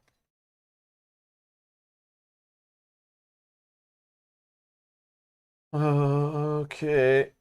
I'll just spend this one. It's 1, but if you want to discard... No, I don't want you to discard 1. It says focus or open a breach. Don't care about that anymore. So I'll just play it to gain 1 that I just lose. And that's me draw up. All right. Nemesis. So we'll remove 1 of those. Gravehold suffers 2. Okay. 1, 2. And Lunging Jaws. Move any Maw token 4 spaces forward. Yeah, I'll move this one that's off the side of the board. I'll move it for... No, I'm just joking. All right. Oh, so I guess you have to do this one. Yeah? Yeah, because we don't want to discard the cards. 1, 2, 3, 4, and Gravehold suffers 2. Any player suffers 2. 1, 2, and I suffer 2. That sucks. Yeah, but it's better than discarding 8 cards. So. All right, shuffle it up and don't make the Nemesis happen twice. See you later, Hexy. Good night. Good night. Or probably good morning by now, if we check what time it is. Yep, it's good morning for you, actually. We just need to smash the Nemesis. I agree with Matt. Yeah, let's just go. Just get him. Rush him. Yeah, I don't care about this guy, really. It's me. Unless Mel takes him out with money, but... Not this hand. So we're going to play a lightning arrow, and I'll spend 2 to focus this one. Load it up. Which lets me play that there. Load it up. Okay. 1, 2, 3, 4, 5. Please be one of us. No! Nope. Dang. So this comes off. Okay, and then, we got to do... Unleash twice. So 2 spaces forward. Gonna... that one's good. That one won't hit. And then this one will hit. 1, 2. Any player suffers 4 damage, so that's me. Now, are we forced to pick that one? Like, Well, we don't want to. I know we don't want to do that one, but I feel like you can keep repeating the ability. But Gravehold suffers 3. No, we'll just do this. okay, It's fine. sure. So 2 and Now we set this card next to the growth mat. 2. For the rest of the game, players must deal 4 damage instead of 3 to move a Maw token. 2, 3. And then Gravehold had to suffer 3. Okay. Okay. All right. Oh, that's us. Oh no, this. Gravehold suffers 2. We did that already, didn't we? Oh, that was that. We did this. Oh man. Now this. I know this. Well, I have 2 that'll heal Gravehold. I know, but we might not get to go again. Relentless or Restless Maws. Spend 8, power 2, unleash twice.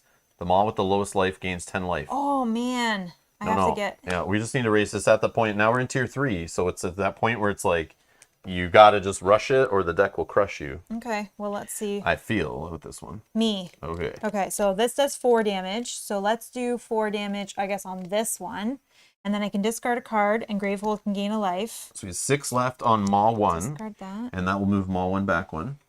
Okay. Oh, it's unfortunately okay. And then I can do.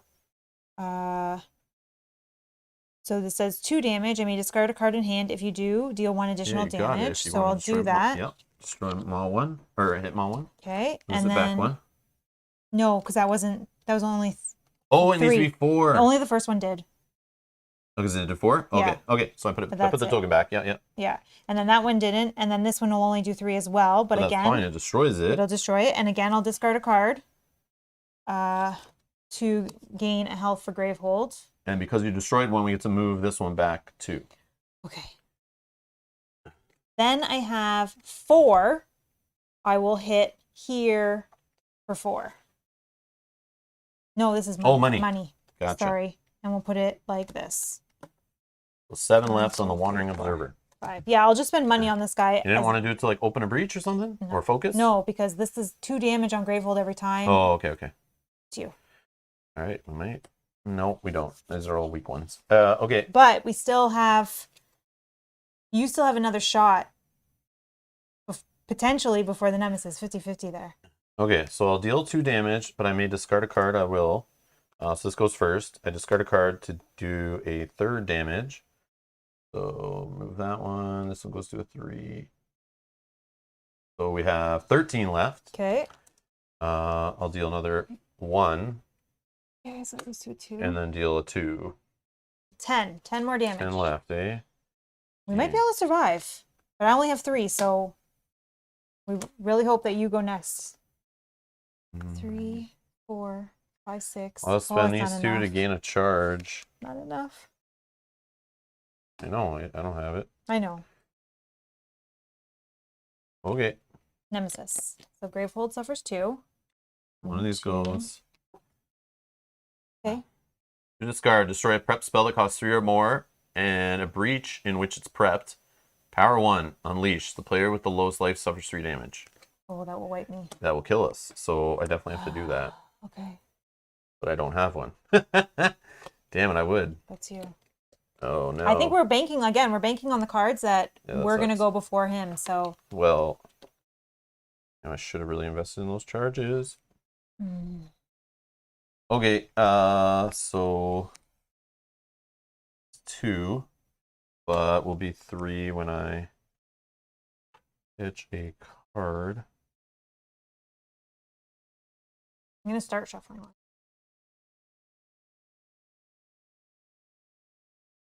Yeah, I'll just pitch a crystal, I guess.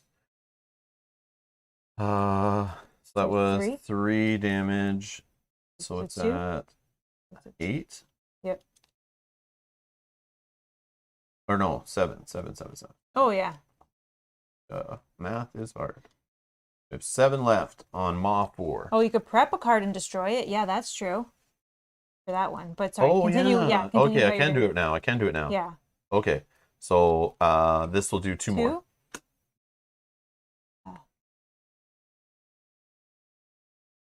So I will just prep this one, and this one, and I will destroy this to get rid of that. Destroy a prepped spell that costs 3 or more and a breach in which it was prepped. Okay. And this is... But we only needed 5, and we win. It's really going to come down to I know. hopefully you going first. And this I will just play for 1 and do nothing with it. All right. All right. I'm just going to... Oh, it's you. Oh my gosh. Nice. Oh my gosh. That is awesome. So okay here. Yeah, so 4 damage plus 3 plus discard all the cards, whatever, hits them for way more than 5, and that's gone. Boom, we win. Boom, we win. Oh my. 1 damage to Wonder. Oh, yeah. Oh, he was on the bottom last 2, so I think we would have had it. That's all. Well, we did have it, but wow. Rob for the win, yes. I don't know about that. I don't know about that. Wow, that's tense. Like my shoulders are tense. You don't know how hard it was for me to keep that roll of like just buy spells, even though I felt like I wanted a little bit of money in my deck to help breaches open and spells purchasing, but like, yeah, and you just stick with the money roll. I think we did our rolls well. I think we did, yeah. And that's what kept it going. You were able to take care of things that cost money. I was able to take care of things that cost damage. But even then, when you switch your money, what I find with the money player when I play that role before is when you have to know the right time to switch to like, all right, spells and breaches. Like I need to do damage also because you get down to those final draws through the turn pile, and it's like we need him to end on your turn or my turn. And if you have bought no spells or breaches, then you were screwed. Yeah. So I think you did a good pivot there. Daniel says, so what's your thought, Rob, on this easy tier 1 Nemesis? I know it was you, I think I mentioned it before, like, good luck in that first one. It's one of those, like, this is the issue. So automatically, because this guy is crazy, and it forces you to replay him, which is frustrating, this automatically does not become a Rob seal of approval recommendation to start with Aeon's End. With the Outcast box, I still feel that New Age is the better new player friendly starting. Not to mention like the curses and the discarding. This feels like next level stuff, like kind of right from the beginning. But again, we were playing with different mages, but it still has a lot of weird discarding stuff, right? Yeah, it has a lot of weird things, yeah. And that's like not like new beginner deck building kind of gameplay. So I feel like I still feel New Age is like the best new player friendly starting kind of mechanically box. I don't know. That's just how I feel. Yeah, this is ridiculous. Like, it'd be different if this one was one of those like Dark Soul bosses. Like in that video game, they purposely put like, it's a funny troll thing. The first boss in the game is always supposed to whip your butt. You're low level, you got nothing, and you come to this big ass boss, and he just beats the crap out of you, and you're supposed to die. Yes, you can beat him. There is a way. But obviously on your first play, it's very likely that you're not going to figure out how to do it. And they just crush you. And it's just a funny thing to kind of smack you in the face going, it sets the tone. Like, this game is not messing around. This is not a joke. This is not a game. It's serious business. That's what I thought this might be doing. But the fact that I read in the storybook, it says, if you fail, you got to play this guy again. Yeah, so... That's not being nice. That's like, it's not one of those bosses that's set up to like smash you on purpose to wake you up. If it did that, where it's like, play him once, it's rare to beat him, but continue on with the story, and then the story kind of, like your weak mages, you're going to get stronger, maybe you'll fight him again later and you'll be better and you'll be able to destroy him easy. It's not that. It just seems like a poor balance maybe. But is it because we're playing 2-player? Is this guy easier at more players? Are we using the wrong mages? Well, I don't know. That's a question to you guys. That's a question to you guys. No, we barely won though. But that was I'm tense. That was rough. Yeah. Because we haven't played in 7 months, so we still have an advantage. We played lots of Aeon's End. Yes. But I still look at this from a perspective that somebody's first video or first experience of Aeon's End is seeing this on the shelf at the board game store. We're the only one in stock, and they hear about Aeon's End on a Kickstarter. They want to get into the game. This is the newest one that just hit retail. They go to YouTube, they search it up, they find our playthrough or something maybe. I don't know. And people always ask my opinion, where to start. Yeah. What is the best one to buy first? And I was always told that New Age is probably one of the best, or maybe Legacy. But after playing all of them, I still feel New Age is the best. But you could start with anyone really. But yeah, and our mages had no healing, as Kate was saying. Yeah, that's challenging. That's something that we have to overcome. I mean, we did come down to the wire. There is a mage with healing in this, and not. But like again, I don't know the mix you should be playing at 2 players. Sometimes certain mages are more skilled at lower player count, and certain mages are straight up like you can tell there's support mage that should only be played in 3 or 4 player, and some mages are straight up never play them true solo. They just are like not equipped for that.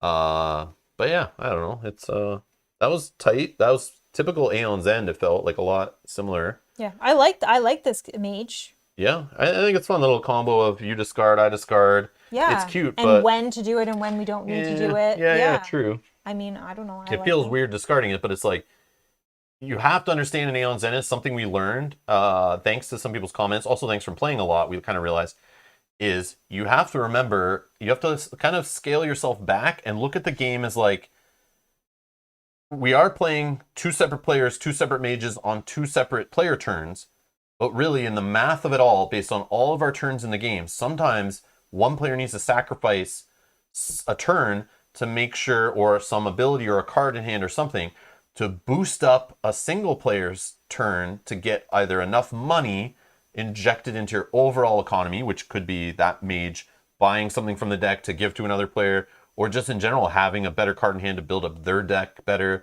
So it's like overall it's the economy of like, based on all the actions and turns we had, overall how much money did we gain, how much damage were we dealing, how many good cards did we put in our decks. So the idea of a player discarding and making their turn crappy to boost up a single mage's turn, to then being able to grab some of these cards earlier. Think about the math of getting a 6-cost card in your deck and seeing it 2 or 3 more turns in the game rather than buying the 4-cost version or something. So just think about the difference in damage, like in that decision made. It might be worth it just to pitch 1 card on your turn to help another player at the table, get a better card into the overall flow of the game earlier. Yeah. It's a neat concept. It's like, I like co-op games that involve taking one for the team or really working together and sacrificing to help others. And if you don't work together, it doesn't succeed. And I like that a lot. I like how Marvel Champions has a little bit of that too. Yeah, and having your roles and kind of sticking to them. And like you said, knowing when to pivot, because you can't stick to one having only spells and one having only money, because it won't work. Yep. Yeah. It's really neat. It's really neat. Yeah. I'm definitely excited to continue and see what is to come. So the teaser from Daniel is the second Nemesis is ... special. Okay. That's okay. I'm excited. We'll be here Thursday in 2 nights. Yes. Not tomorrow, but the next day. We'll be back 7 p.m. Eastern, playing it again. We'll just switch scenes here. But yeah, that was cool. Yeah, that one was fun. I love Aeon's End. Same. I'm so happy to have it back to the table. I'm excited to play it. So we'll be here again, playing it again on... It is March 4th, 7 p.m. Eastern. We'll be continuing with this campaign. Is there something that we have to read? Oh, yeah, I forgot. You're right. We should just read the next. We don't need to save it till next time, do we? I don't know. Is it better to read it now or to read it at the start of the next one? Daniel, do you know, or anyone who's played it? Should I be reading it now or saving it for setup? Yeah, Janet. Janet, yeah, sorry, we just realized that I did that before too, because I'm thinking of like saving setup for later. But read it now. Okay, read it now. I'll read it now. Okay. Let's see here. Battle conclusion. Oh, at least that makes sense. As the last maw is sliced from the creature's head, the Nameless screams and collapses to the ground. Takrin drops his shield triumphantly and turns back to face the group and join in celebration. Suddenly, the creature opens his eyes and screams in unholy rage. It rises, blood still streaming from its ears, and races at Takrin with its teeth bared. Zahana rushes forward to protect her son. Knowing she won't make it in time, she throws an arm forward in a desperate gesture. And just then, a dark breach cracks open in the sky. From it, Zaxos descends, black fire coursing around him as he lands on the Nameless, and drives it into the dirt. The creature, already on its last legs, collapses from the blow, and Zaxos rides it down. Takrin stares up at his unlikely savior. All his years spent in the void have warped Zaxos. Black scales grow up his arms, and his fingers end in wickedly curved claws. He almost looks more nameless than human. Open deck 1. Okay, we're doing some stuff here. I tell you, man, 7 months, I already forget how the game works. Like, it's crazy. I'm like, I forget. But I love We're it. doing stuff here.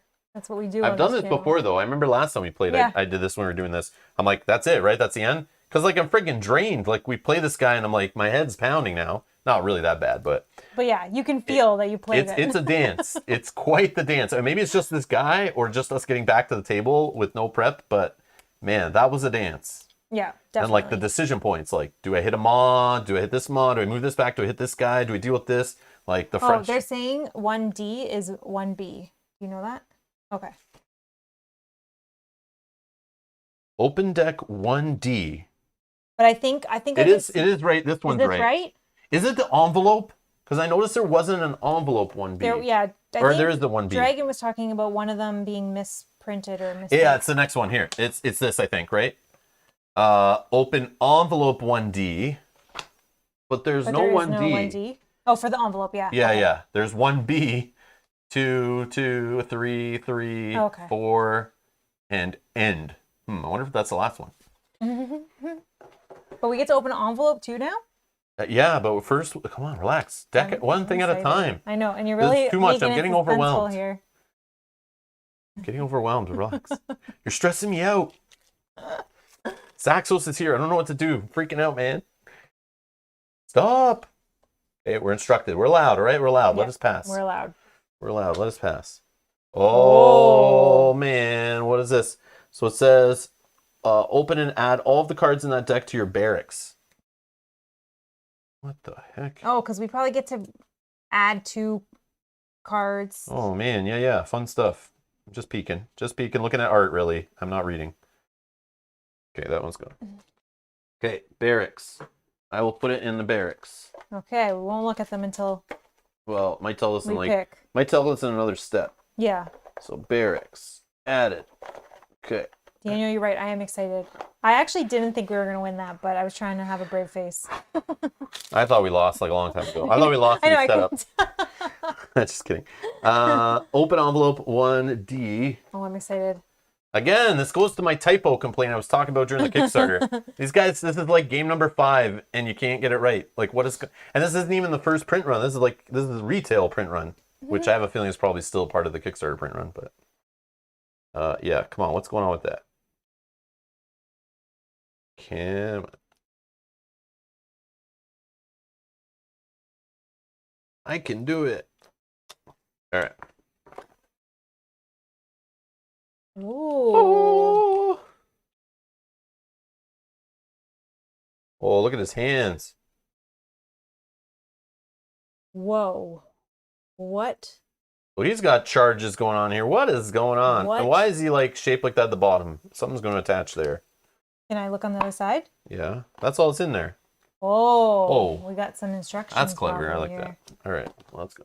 Oh, there's a setup and stuff. Oh, is this a boss we're gonna have to fight, or is it the? Oh, it's a player. It's like he's like a player. Friend. Look, deck and a discard. Oh, he's got like an AI deck probably. Oh, look at this. And he gains charges and stuff. I don't know what's happening here, but you gotta stay tuned to find out. All right, let's see what it says.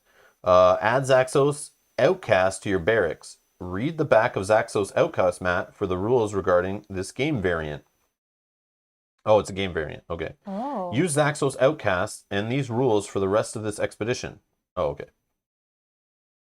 All right, so it says Zaxos Outcast rules. You have invaded the void to find the home of the Nameless and end their threat once and for all. You will be fighting alongside Zaxos Outcast, who will use his breach magic to fight the Nemesis and to protect you and your fellow mages from the dangerous fight inside the void.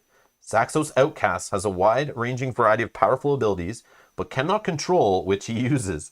Instead of Gravehold, you must protect Zaxos Outcast if you want to make it out alive. Setup. Zaxos Outcast starts the game with 30 life. Oh, I get it. Look at I knew it. I knew something went on the bottom. Oh my gosh, cool. how clever. There you go. Oh, look at the art even lines up and everything. Sneaky, sneaky guys. Wow. Interesting. Okay, so he has 30 life. You lose the game if he has 0. Any effects that refer to Gravehold instead refer to Zaxos Outcast. All standard Aeons end rules that involve Gravehold apply to Zaxos Outcast instead. Shuffle all the Zaxos Outcast ability cards face down to form the Zaxos Outcast ability deck. Set the deck face down next to the Zaxos Outcast mat. Rules. When a player would gain 1 or more charges, they may have Zaxos Outcast gain those charges instead. Zaxos Outcast cannot have more than 8 charges at a time. When Zaxos Outcast has 8 charges, completely resolve the effect that gained Zaxos Outcast the final charge. And then Zaxos Outcast activates his ability. First, Zaxos Outcast loses all of his charges, then draw an ability card from Zaxos Outcast's ability deck and resolve its effect. If Rob has to say Zaxos Outcast one more time, he's going to shoot himself. But when Zaxos Outcast's ability deck is empty, shuffle it and place it face down to form the ability deck. Effects that trigger when the player resolves their ability are also triggered when Zaxos Outcast resolves his ability. Zaxos Outcast is not considered a player for any other purposes. Wow, look There he at is. that. Okay. Okay, so he has a little deck, player cards, it looks like. Yeah, that was all this stuff. Oh, the ones we just opened were his cards. Yeah, some of them were. So he has an ability deck. Looks like here. And these are... Oh, these are market cards. Everything else is market cards. So he just has this little ability deck. Okay. A little 6-card AI deck kind of thing. That's cool. That's cool. And then we got some market cards that we're throwing in the barracks. And then it says, read the next section when you're ready to start the next battle. Okay. That's it. That's not yet. That's it. So when does it...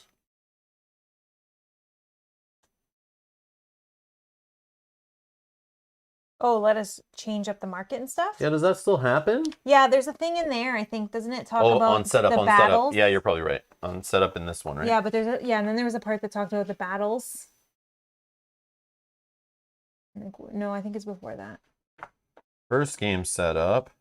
Oh, the treasure deck. Yes, I know about the treasures. Yeah, but I thought there's something that was like about battles 1 and 2 and where we are. I don't know.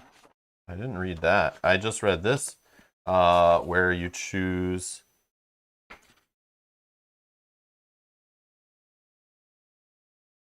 No, there's something that I thought I read. Yeah, it's this stuff about the treasure deck. No, but I thought For level 1, for battles 2 and 4, you choose a level 1 treasure. For level 1, it's a gem.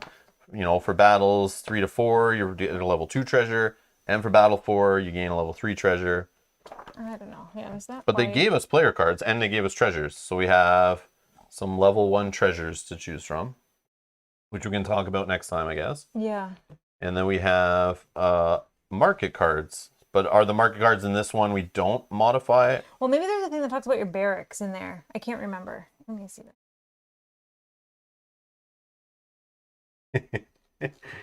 Who? I think its name is Zaxos Outcast. I'm pretty sure. I can't remember if I said it or not already. Zaxos who? Keep reading the end game text. All right. But it said read the next section when you start the battle. Oh, end game text. End game. At the end of the game, return all your player cards, player mats, and treasures to the barracks. Follow the instructions written on the expedition deck. Also record whether you won or lost on a piece of paper. We don't have an expedition deck yet, though. Well, so it's basically saying like we clean it all up and then we reset up for the next battle.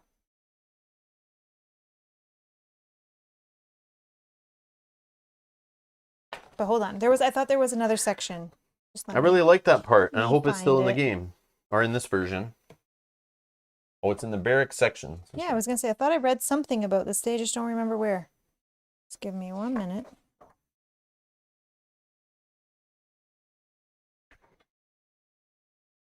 But either way, we can figure it out before we play again. Okay. Because I don't remember where I read it. Or are we supposed to be using those expedition rules already? I think they don't read those till like after you're done the first one, though. We'll figure it out. Yeah, we'll figure it out. I don't remember where I read it, but I thought let us know in the comments below afterwards if you know where exactly. It's probably in that setup. Like, we're supposed to use this setup for the second one.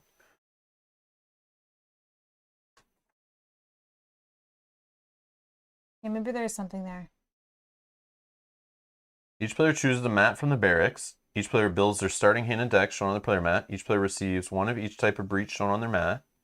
Each player starts with 10 life. Oh, it's on the separate sheet. The rules don't explain it clearly. It's on the separate sheet. But that separate sheet, isn't that the one you're not supposed to touch till like after you've played through the first expedition once? Maybe, or is that another oversight? I remember reading it somewhere. Isn't it in the storybook regarding exchanging market cards? Well, maybe. Maybe. It's yeah. It's probably in that It's set somewhere. run. It's fine. somewhere. We just have to read it. Yeah, if I can find it before Thursday, we're gonna do it because that's like my favorite part. Yeah. I love making those decisions of like how to switch them. That's like my favorite part of the Oh, expedition. is it on that part? No. This is like the first starting rules. It's okay. Okay. The other page is upstairs or something. Yeah. It is in the lid of the box, which is upstairs. Yeah. It's okay. We'll figure it out. We'll figure it out. Yeah. I just peeked at the intro to Battle 2. It didn't have it either. It's another rulebook mess up, says Scott. Oh, man, come on. We'll figure it out. I'll just look on Board Game Geek. I'm sure it's asked like 17 times. I'm not the first one, I'm sure. It's always been the same, too, for most of this, right? Where you can exchange 2 cards. Well, they didn't start doing that till the Expeditions, or in the Legacy, right? Legacy started it. And then New Age had the whole Expedition system, which was like a campaign thing that you could do it also. Okay. Dragon says, Rob, at the end of this expedition, you need to do a special play. You both play one of the Zaxos mages, if you have both the Zaxos mages, against Zaxos Nemesis with Zaxos Outcast. Oh, just to see how many times that we can say Zaxos? We can have like a counter ticking. Oh my god. Every time. I don't know if we have it all, but I mean, I can look. What should we call it? The Oh my god. Zaxos. Does that like ruin, does that the game like fall upon itself if you try to do that? Like, does that break it? I don't know. Definitely take the Zaxos charge gems. It's so good. All right, be here on Thursday. We're gonna talk with you guys. We'll take some influence for sure. We can all maybe work together or do some polls on what to take. Yeah, maybe we can let you guys decide. On the market cards. Yeah, because we don't have to go over picking all of our characters and reading all that stuff, right? We just do the intro and we're in it. Because what I find is a lot of those upgrades are like good, and I just go a certain path because I like a certain play style.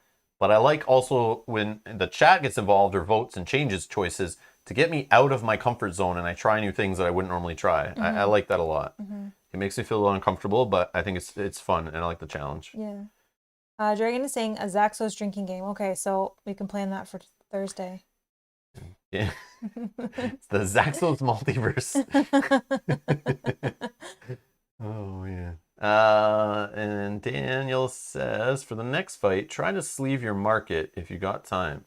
You'll understand when... Oh, no, don't tell me that. Okay, we can do that. I don't think we will, though.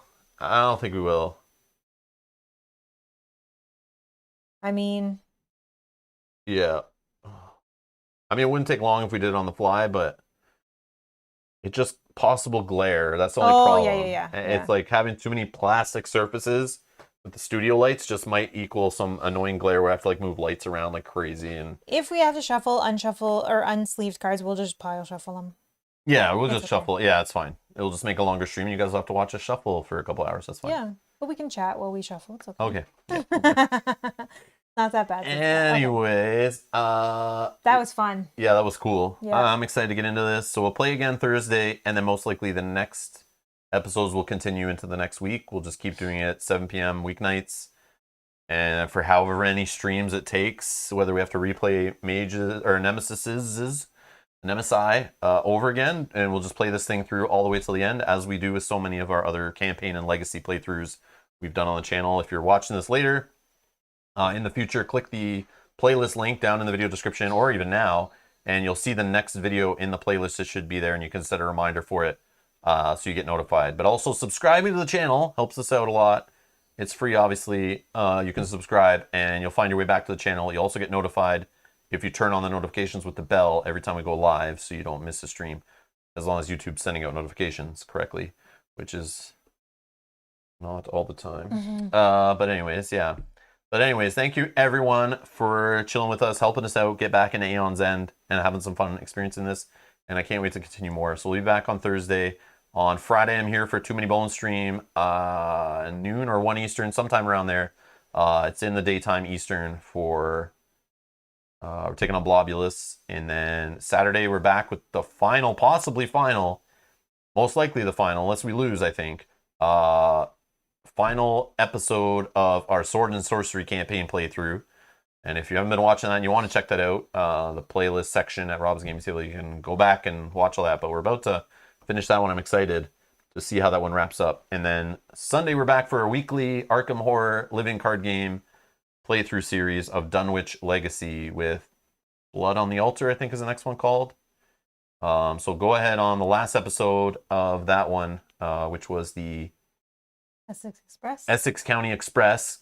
Go on there, click the video description. You'll find the deck lists in there, and you can vote in the comments on how you'd like us to spend our experience and upgrade. And you can get involved in helping shape our decks and our upgrade path as we go forward through that campaign. Anyways, thanks to everyone for getting involved and being here. Thanks again to all those who support us on Patreon.